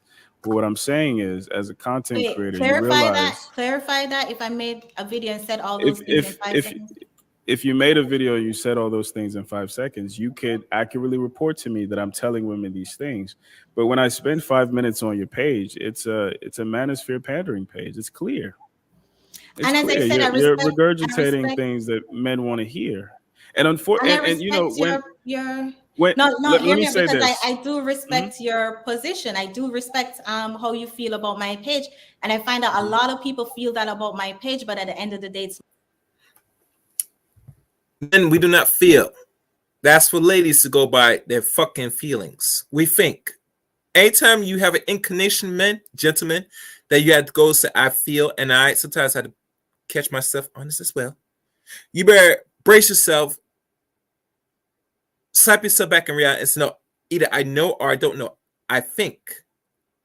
And when thinking, you have to come to a conclusion and rationalize, are you sure or not? Obi said he goes to your page and all he see is the same manosphere talk points. That's the same because that the men have been saying out of your mouth. And I would say this. I remember a brother named Black Mind said this. And he's been pocket watching in good faith. The anytime a woman starts up a stream, she's instantly guaranteed get roughly 100, 200, and maybe on a good live stream, maybe close to $500 more. X the amount that Google takes out of that asset. Not asset, but sorry, out of that super chat. While the modern average black male content creators that has more views and has a more stronger subscriber base are struggling just to make roughly 500 or more on their live streams solely by the men that watches the channel and don't give a fuck about supporting other men, but they will sure spend money on this woman on the left talking the same talking points that brings nothing tangible to the table, but you'll spend your money. What that says about the integrity of a lot of men in the space. Other men that said that they respect and want to hear from other men. Food for thought. Let's keep going. Various in effect. My page. So say, right, Yeah, let me ask you something. Say I'm Sure. sitting here pandering to men, right? Say the more I talk about what men want to hear, the more support I get, the more financial support I get. What does that have to do with what my message is? Do you agree with my message? It And let me be it specific. Let me be makes. specific. The Go message ahead. I'm asking you. Mm-hmm. The do not have kids out of wedlock. Prioritize dating and relationship. Do not go to school and get a degree for do not get student loan debt for a degree that is useless. Those three things specifically. Let's just focus on those three things. If I'm saying those things, but I'm also pandering to men and telling men what they want to hear, does it negate those three things? Absolutely. It does. Absolutely. It It does. so a young girl listening to me say, don't get married, don't get pregnant out of wedlock. Me saying that negates, me pandering to men negates that fact. Yes, Just because I'm pandering to men. because you pandering to men makes your audience full of men, so you're not talking to any women. But And even the 20, 8,000 that I'm yeah, but talking even to. the 20% of women, and again, like, you're not talking to somebody. Number one, I was having these conversations before YouTube. Number two, I understand the algorithm. I understand how this shit works. So you're not talking to somebody who's ignorant about it. What I'm saying to you is, you're saying you're wanting to do this thing, but you're spending the majority of your time and effort doing this thing, which tells me that even the number of women that you say you're talking to, they're not women that you're affecting, because they already thought these things, right? Anybody can say don't have a kid out of wedlock. Anybody can say anything that's good, but who are you? And who are you speaking to? And are they even receptive to the message that you're speaking? So again, that's what differentiates somebody who simply wants to position themselves as an authority versus somebody who can speak to people. But wait. I'm gonna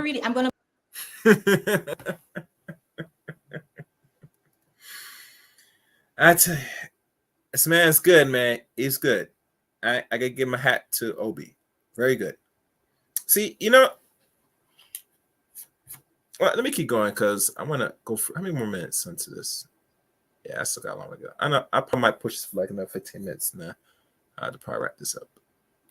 break it down because I really wanna believe that you're coming from a genuine place, right? I am. Talk to me. I'm being as transparent as possible with all the mistakes I made when I was younger. Luckily, I did not have kids out of wedlock. So that's the only thing I talk about that I did not personally go through.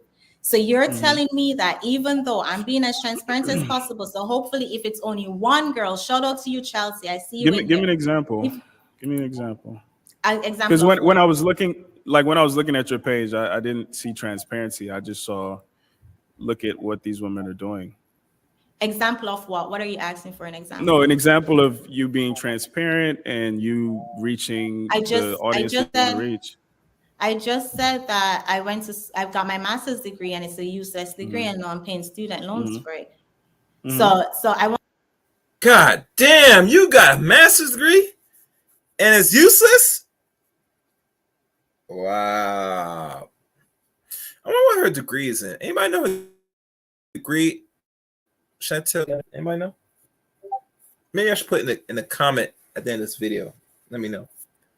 But if you got a student on debt, and my issue, and I gotta be fair and honest, and I stopped covering this on my channel. I had one black man that served in the military. We talked about this. I've gone through lengths on my own accords and my own views on higher education, what we call college. My thing is this. If you got the degree and it's useless, you ask what you pay for. Now, will it guarantee you the employment you need? No. And there's a fine print why college will say that. In my opinion, if they say there's no guarantee, you as a person, I'm gonna tell this person, all black people, you need to stay away from things that's not gonna give you no guarantee of nothing. Regardless in life, there's no guarantee. If you're gonna risk anything, it should not be taking the majority of your whole life to go and pay back, especially when we talk about student loan debt. Student loan debt is not gonna be a forgivable thing that you can't file bankruptcy in America. They eliminate that for the past 13, 12, roughly over the last decade. And doing so, you have not understand why did they made it now where you cannot default on student loan debt, because they already conclude with the numbers, and my people that's going to school getting either useless or degrees that matter, that majority of Americans are unable to pay off any student loan debt the higher they go in education. So if you got a bachelor's degree and you got 40 or 50 or more student loan debt, your little job that you qualify, if you get it, is not going to pay you the amount to pay off that debt within under 10 years, roughly 5 years at max to pay off a debt. And the higher you go in education, especially master's and doctorate, you definitely sure not going to pay no debts, especially the amount of spending you have to spend on yourself and your livelihood and etc. You're not going to pay off anything that's either $250,000 or higher with interest. It is what it is. So let's keep going. Fair use. I want to go back to my question. So you're telling me that in me being as transparent as possible, let's use the master's degree example and say, hey, young girls, I remember Kevin Samuels had a call and she had $200,000 in student loan debt. And he asked her, do you want to work to pay significant bills after pregnancy? And she said, no. Oh my goodness. $250,000. Yo, you gonna die in debt, baby. Just like most Americans that have a bachelor's or higher. No way in hell, any person with some sense, you better have to invest your time getting trades before going to school, personally. School should be a luxury if you're able to pay off it. But if you're not able to pay off your pocket or get some grants or real scholarships, I'm not sure if that should be a wise investment now, personally. The choice is yours, people. Let's keep going. Fair use and effect. Fair use. Fair use. So, wait, I'm sorry. I got distracted. Miss Crimson Cure wants to come up. I can't drop the link because I have to actually leave in 15 minutes. I wish Miss Crimson Cure could come up. So you mean to tell me that even though I'm telling these young girls to do not get student loan debt for a useless degree, all of that is invalid just because you believe that I am pandering to men? No, what I'm saying, it's invalid because your audience is not full of young girls. But it's full of 40-year-old men. Even if one girl, you get the point when I say even if it impacts. Goddamn. Oh, we pulled your card, baby. It says not full of women, it's full of men. And that is the whole point, Obi. You forgot. You not hear during early parts of you and her's conversation that she got a master's degree that's useless. She's drowning in debt. The only way she's going to get out of this debt, she needs this YouTube more than anything else. And I'm going to be honest with y'all, personally, people. Some of your YouTube content creators probably need this more than anything else if they're able to make good money off this.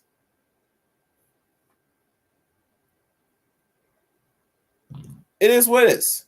They need us more than you. Anyway, let's keep going. Fair use and effect. One girl. I'm not trying to. I'm not trying to change the message. I think you're coming from a place where you're trying to save the community. You're trying to save the masses. I'm all for individual. Work on your individual self. Take accountability and meet somebody who's also working on their individual self and focus on your family. Right? You're trying to change the masses. That will give you a lot of gray hairs. That will stress you out. I'm not trying to change the masses. So you're telling me that if my impact is just one girl, right? I'm just trying to focus on changing one girl. Shout out to Brenda. I want to say Brenda is in her 20s, right? So thank you so much for being a channel member, sis. If my intention is every day I'm going to wake up and make videos so Brenda can learn and Brenda can not repeat my mistakes. And Brenda, we're not talking about the 4,000, the 39,999 men that's watching me. I'm talking about the one Brenda. Brenda is my only Sure. female subscriber. You are telling me that it's my effort is not valid because it's only one Brenda watching and 39,000 men?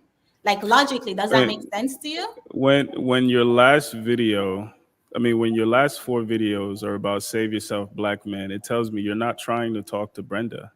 It's not about Brenda, and you're using that to scapegoat like the responsibility that you have, because you're saying, Before well, you, because I can hit one, Fresh and Fit can hit one black girl. That means nothing. Alan, I know you're talking about. I use my channel to do multiple things, as I said earlier, right? But you said it was If one we're black fo- girl. That's if the we're main thing you're focusing, no, trying no, to do. no, no. Listen, I just said that I use my channel to advocate for men. I use my channel to be as transparent as possible. I use my channel to do multiple things. We're talking about one aspect to be as transparent as possible. If we want to talk about the advocating for men, we can hop over and talk about that.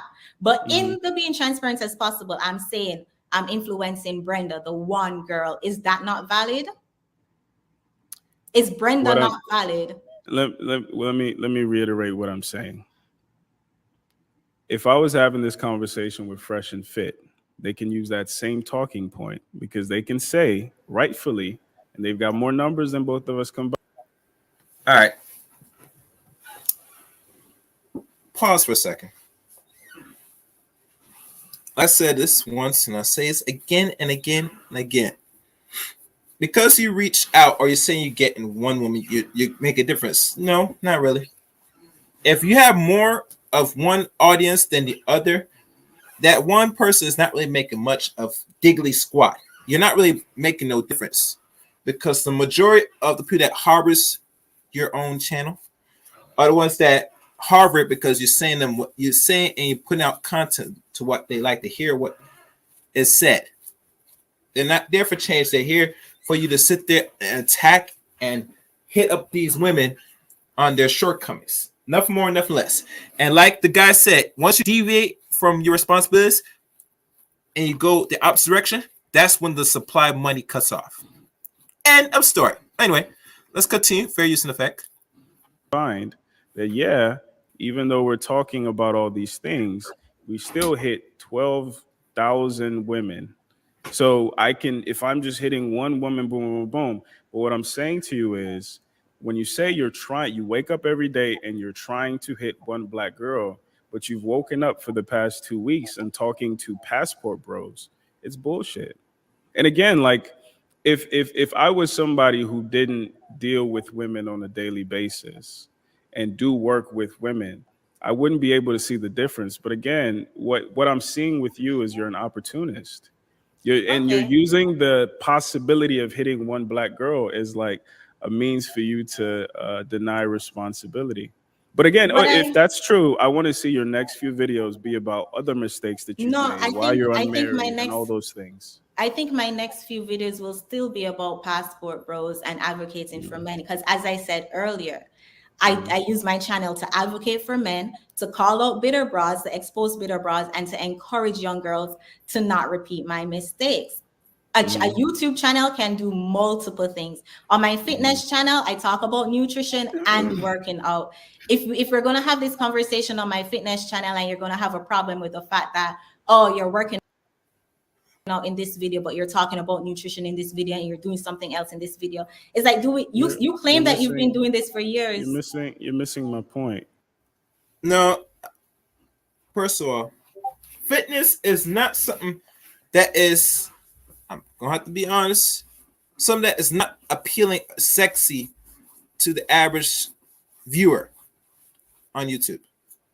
Now, I don't know about y'all. If I Google fitness, the only thing that comes to mind, or I see that stealing fitness, is non-black people. And those will get more attention than the average black person, women especially, talking about fitness. And that tells the health and status of the community. That tells me if you're doing fitness and you're not getting the same outcomes, viewers, and growing subscriber base, then that is not a market or a selling market you should be pushing if you're trying to pay off student loan debt and get this moolah. Unfortunately, I remember the one pink pill tried to tell a lot of ladies that they got to lose the weight, and a lot of black women get in their feelings and got a fit about that. And these are modern, average black women. So for you pushing fitness and health, I'm not sure if you're doing it very scantily and very sexy when you do these shits. But if not, and you just only focus on women in regards to fitness and health, you might have to change. You might have to move a different direction, career-wise, or entrepreneur-wise, because that's not where it's at. I'm sorry, I'm just keeping it real. That's not where that shit's at. Anyway, let's keep going. Fair use. My point is, What is your point? If we were talking about your fitness channel, and you're saying I want to get more black women in shape because I care about black women and the obesity crisis is what it is, and I'm catering workouts that black women are going to more easily gravitate to and things like that, I'd say absolutely that is in line with what you're saying. However, in this, you're saying, number one, you're advocating for men, which again, you're not adding anything new to the conversation. You're just another woman saying things that men have been saying for years.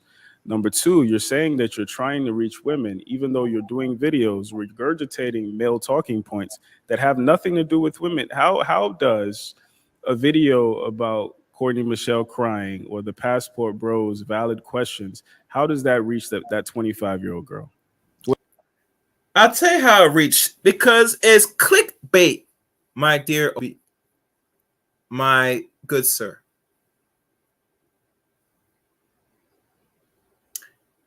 Everything that people do on here has to be clickbaitable. If you're on a panel with some people, and personally, I'm not sure if he's going to continue doing panels with a lot of people on YouTube, Mr. We Need to Talk. In my opinion, it does not suit or serve him well.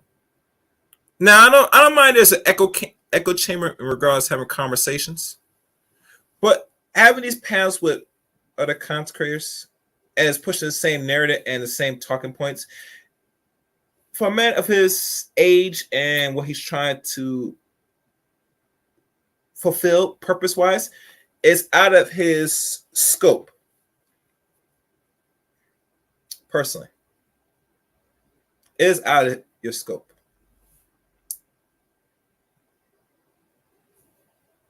This woman knows what she's doing. She is a yard woman, or what they call Gyal in West Indian terms, or patois, or you want to call it nowadays.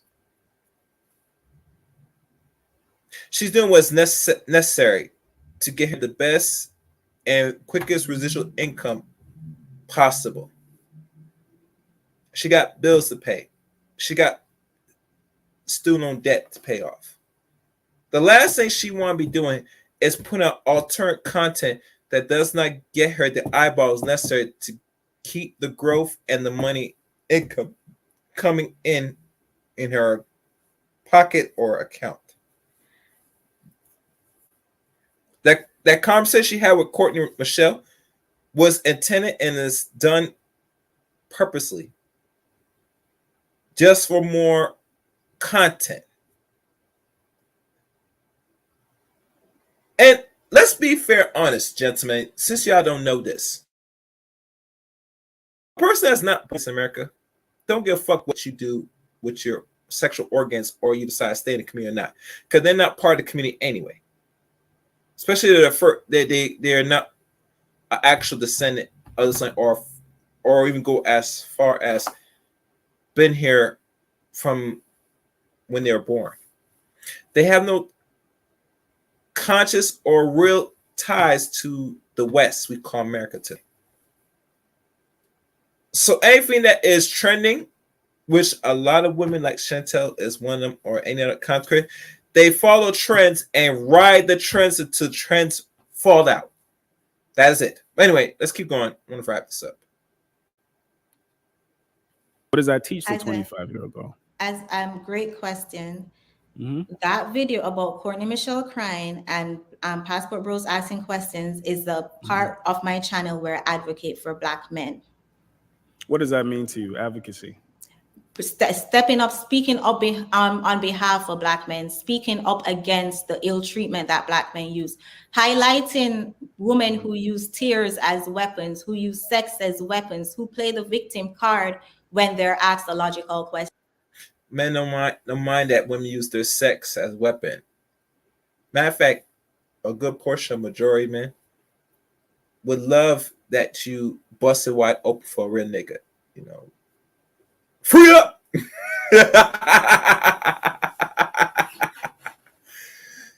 Various. And that's what segment that I do on my channel. Do you It's think kind of Black men? wait. I think of I just a want to word. ask this quick question. Do you think Black men in this space aren't doing a good enough job advocating for ourselves? I think as a Black woman, it's my job to support Black men. So if Yeah, I you can said find this, advocate.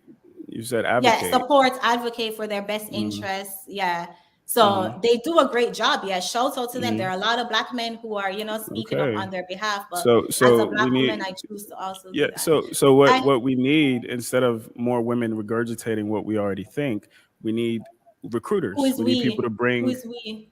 Black men. We need more people to bring women, like-minded women, into the mindset of what men need to build But with. We you don't are need the men. one Black man. You are the one Black man saying that to the 32,000 Black men that support me.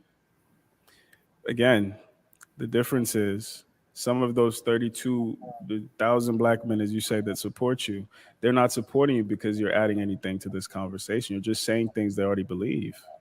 And honestly, That's what. I think So I want to understand, what is your philosophy that is unique to this and that allows you to do the thing that you said you came in this space to do. That's what I'm not seeing, and I haven't seen on your page either.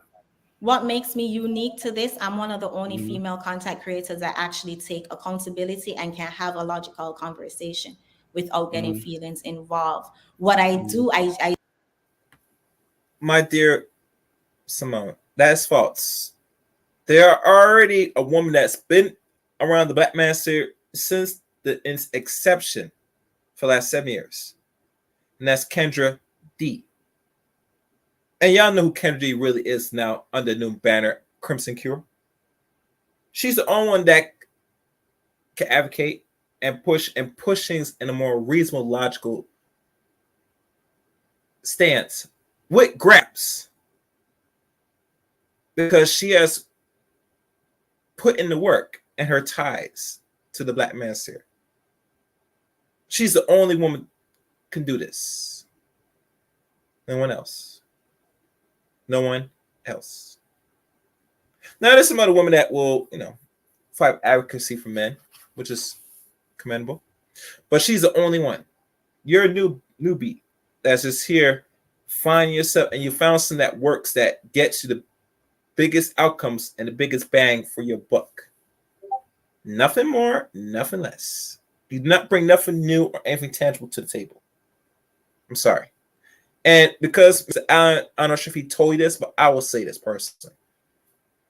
And personally, now I think of having this conversation, if I was in the panel with you or anybody else, and I told you straight up, I think the dudes will fight against me because they, unfortunately, are going to be simping just to hopefully get the possibility of sex.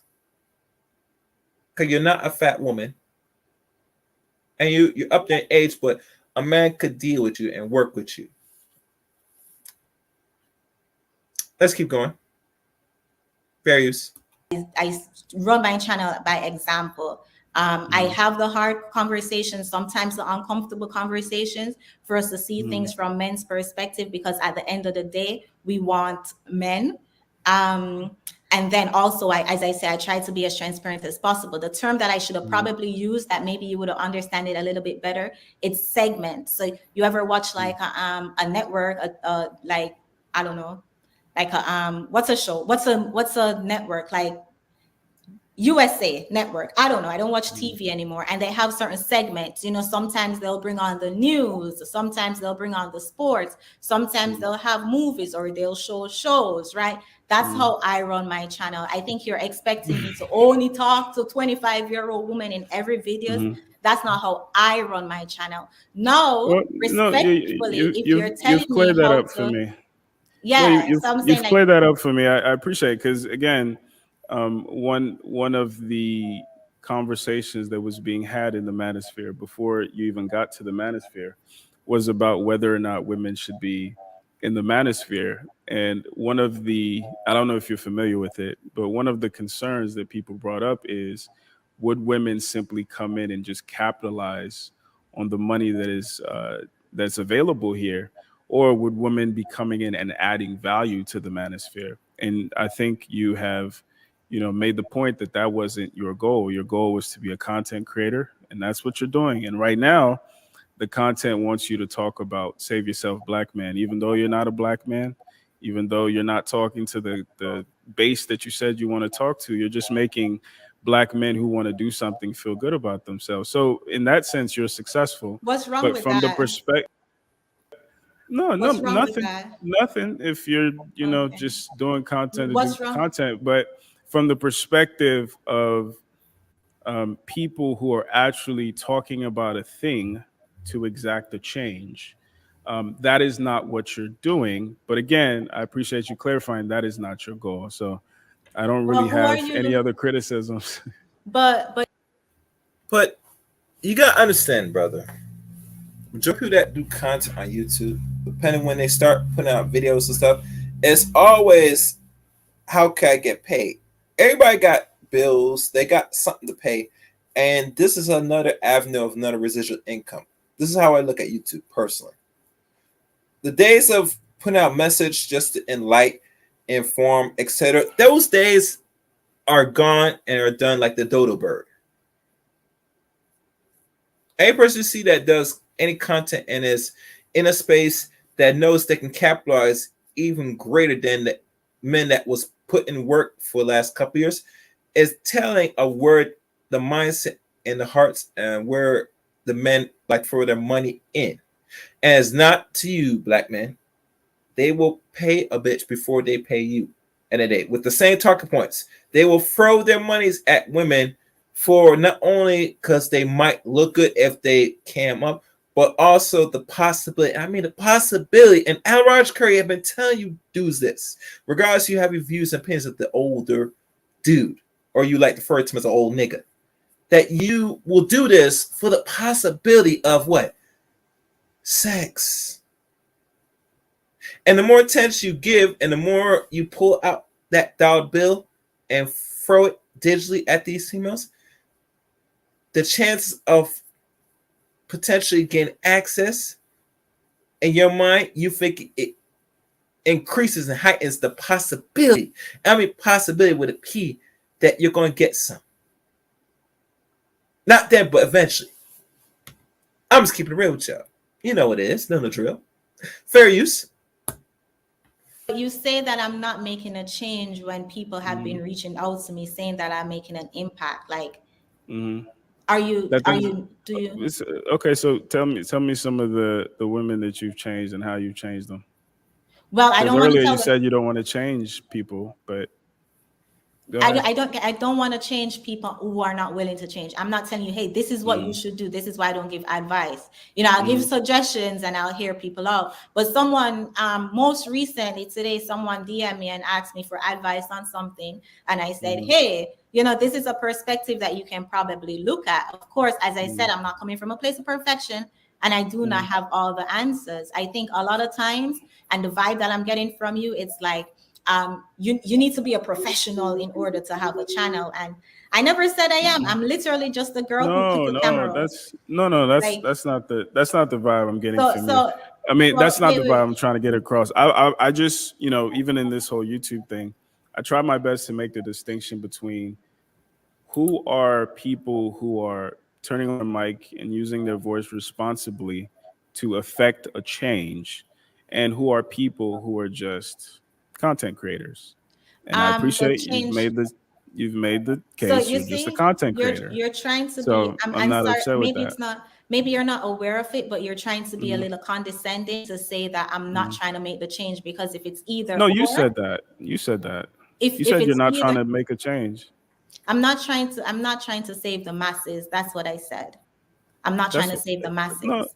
no. I'm So with you. I'm let with you. me That's what I'm saying. you're being a little But forty condescending. thousand, yeah, no, 40,000 people Can I is the finish? masses. Alex, But you gotta understand, she's not here for the change. You ask a really logical question, and she's giving you. And I think I give her credit. She's giving, being honest with you.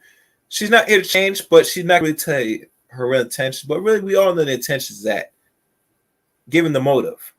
You're here to make as much money as possible, pay off your debt, and move on with life. I get it. It's a necessity. You need this. It's a good thing. It's a great thing. People should think about making more money, making money on here on YouTube. But you gotta do what's necessary to get the outcome, unfortunately. And you're no different. No different at all. So really truly, I think the conversation he had is necessity. But hey, I think this video is almost done. So fair use. Alan, can I finish my sentence? Because you're being very 40, 40. condescending. No, I am being condescending, but 40,000 people is the you're contradicting yourself because you say you're not trying to change the masses, and then I'm asking you why you're doing content, and now you're saying you might want to change them. Which one is it? I'm not trying to change the masses individually, as I said earlier, and I Mhm, believe I've said this many times throughout the conversation. I believe in individual improvements. So mhm, individually, I will help a young lady, but unlike you and Courtney Michelle, who trying to save the community, that's not what I'm doing. You're being condescending in terms of saying, "Oh, those who are really pure and those who have the community's best interest, and then mhm, those who are just trying to be content creators to secure the bag," as y'all mhm, would love to say. It's very belittling, very mhm, condescending, and that's one of the biggest issues that people who support my channel have mhm, with Black women and have with some Black men in the mhm, space. To have a perspective is one thing, to be closed off at anybody else's perspective, and then to mhm, say if your perspective does not align with mine, then you're mhm, not trying to influence, you're just here for a mhm, bag. um Again, maybe you're not aware, maybe you'll never become aware of mhm. how you're being presented, but that's it's just is what it is. I Yeah. appreciate you Mhm. challenging, quote unquote, challenging my intentions No, on YouTube. I'll I, make this last point and then no, but I'll head out. I did not finish my point. Oh, I thought you were I about to end. Go ahead. appreciate, yeah, no, I Yeah. appreciate you, quote unquote, challenging my intentions on YouTube. Mhm, I find that I did ask for this, right? I did ask for mhm, somebody to come up and present logical things. Let me question, let me self reflect on my mhm, channel. And you were the most. I'm no offense, your talking points weren't logical, but you were the mhm, most logical person to challenge me in terms of mhm, with my intentions on YouTube and stuff. So I do respect that, but I do find that a lot of times the talking points that you guys reach for is mhm. majority of men on my channel, and like, what is she just trying to collect a bag? And I mean, But that's what you're trying to do. You need this bag. You need this more than anybody else. If I was caught up with student loan debt and other problems, you think I don't need this? Really? And see, a lot of Black men must understand. I think a lot of Black women look at some control if you want to fucking hear. And personally, brothers, you need to get away from that, in my opinion. Is where a woman came with their true nature and tell you what they think or feel about you, and you make the decision if you want to fuck with her or not. That's where I'm at with it. Is this thing done yet? Let me see. as I said, I have to respect your perspective because it's your perspective, right? Go Mhm. ahead. Go ahead with your final thought. Yeah, no, I'll make this final point and then I'll be out. Initially, as you can see in the comments, I didn't actually intend on doing this. I was making a one-off statement on, was it average man unfiltered, average man unplugged page, because he was doing kind of a compare and contrast between your approach and Courtney Michelle's approach during you guys' spat, and I was making the case for not necessarily for Courtney Michelle, but just saying there are two types of women presented here. And it's very easy for us as men to be fooled as to who is who. And I think what I've learned through our dialogue is there is no real substance behind what it is that you're trying to do. However, I don't think that's a bad thing. I think YouTube, like I said, even with the event yesterday, YouTube is a great money making opportunity. But you know, when it comes to the black male female dynamic, I think it's incumbent upon creators who find themselves in that dialogue to be responsible with their voice. And part of that responsibility is understanding the context that informs the conversation that they find themselves in, as opposed to simply using titles, talking points, and trivializing things to logic or emotion. But I hope some men who watched were able to tell. But And that's for the something I do wanted others, to. let me finish. For the others, God bless y'all. Support who you want to support, but we doing work where I'm at. So, And but and I appreciate your oh no, time. let me finish Thank what I'm you. gonna say before you But no, I'm leave. gonna let you finish. I just want to thank you, and then I'll be You're out. welcome. But You see, yeah, just thank you for having me. Thank y'all in the comments for having me. But if you're interested in actually exacting change for generations that pass us, even when I'm no longer on YouTube and Chantel is no longer on YouTube, find yourself with content creators who actually care about the community as opposed to Alan, just may I ask you a personal opportunists. question? Sure. Because now you're again being condescending, calling me an Mhm. opportunist. Would you say that there is a hint of jealousy in your approach towards my channel? No, mine's more successful, so I Your can't be channel is jealous. more successful than my channel. In what Absolutely. ways? Give me a stat. No, but just in you said it was more successful. Just say No, no, overall, like in what ways? you said I was jealous, but I have more subscribers, more views. I How probably long make have more you been on money YouTube? a year. You started your channel a year? No, technically I started in 2015, but being a YouTuber, a year. So did you get any subscribers back in 2015 or? Mm-mm. This time last year I had 200. Okay. So that's impressive growth. Good job. Thank you. I know. And that's why you saying, I'm an opportunist and things, it's Hmm. like it's very odd because as somebody who claims like, like, oh, community and we work together and we can network, you Hmm. are making all these accusations. I'm sensing a bit of jealousy. Like, and But I'm not even that's trying to be condescending or anything, no, but but that's why no, I asked you, what let would me I be finish my let what me would I finish be my jealous sentence. of? I don't know. I really don't know. There's That's why nothing.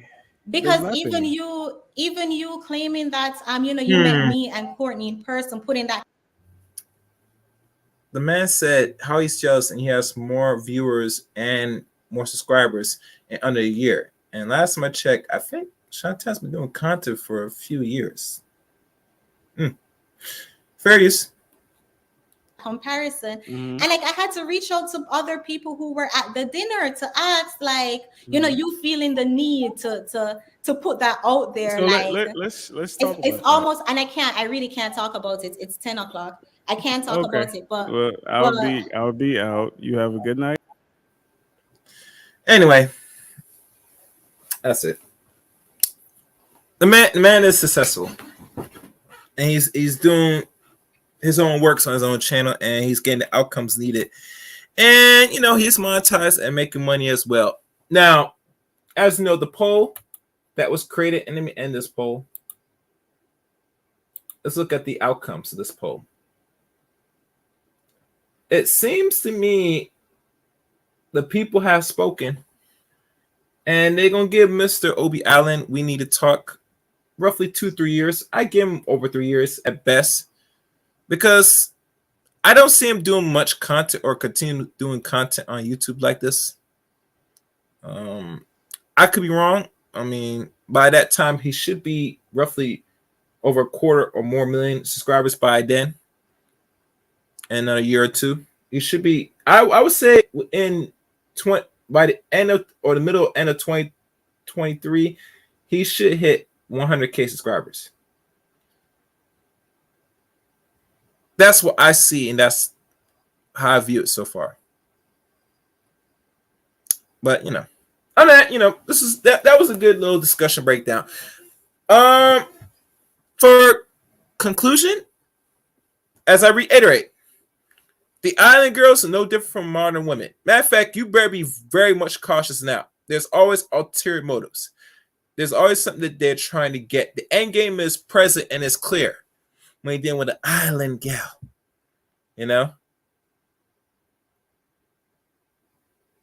She will. And I mean, she will. Loosely. She will tell you what you want to hear. She will give you, and she will tell you and say these things like those lies just to make you feel comfortable and get your guard down, gentlemen, and eventually there she got you. So really truly, you can't learn much, know much. Just know you have to be very more careful. Island women are no different from modern women. That's my say, and that's my conclusion to all this. Go back to replay of this. Please leave a comment on your thoughts and opinions of this lengthy live stream from Chaos Reign perspective. The Discord service is in the about section. Please join Discord of the Chaos Reign channel. Also, follow me on Twitter at Chaos Reign 7 and add me as a friend on Facebook, Eric Reign on Facebook. Those are the links to join and follow Chaos Reign. That's it. Until next time, people, let it chaos reign.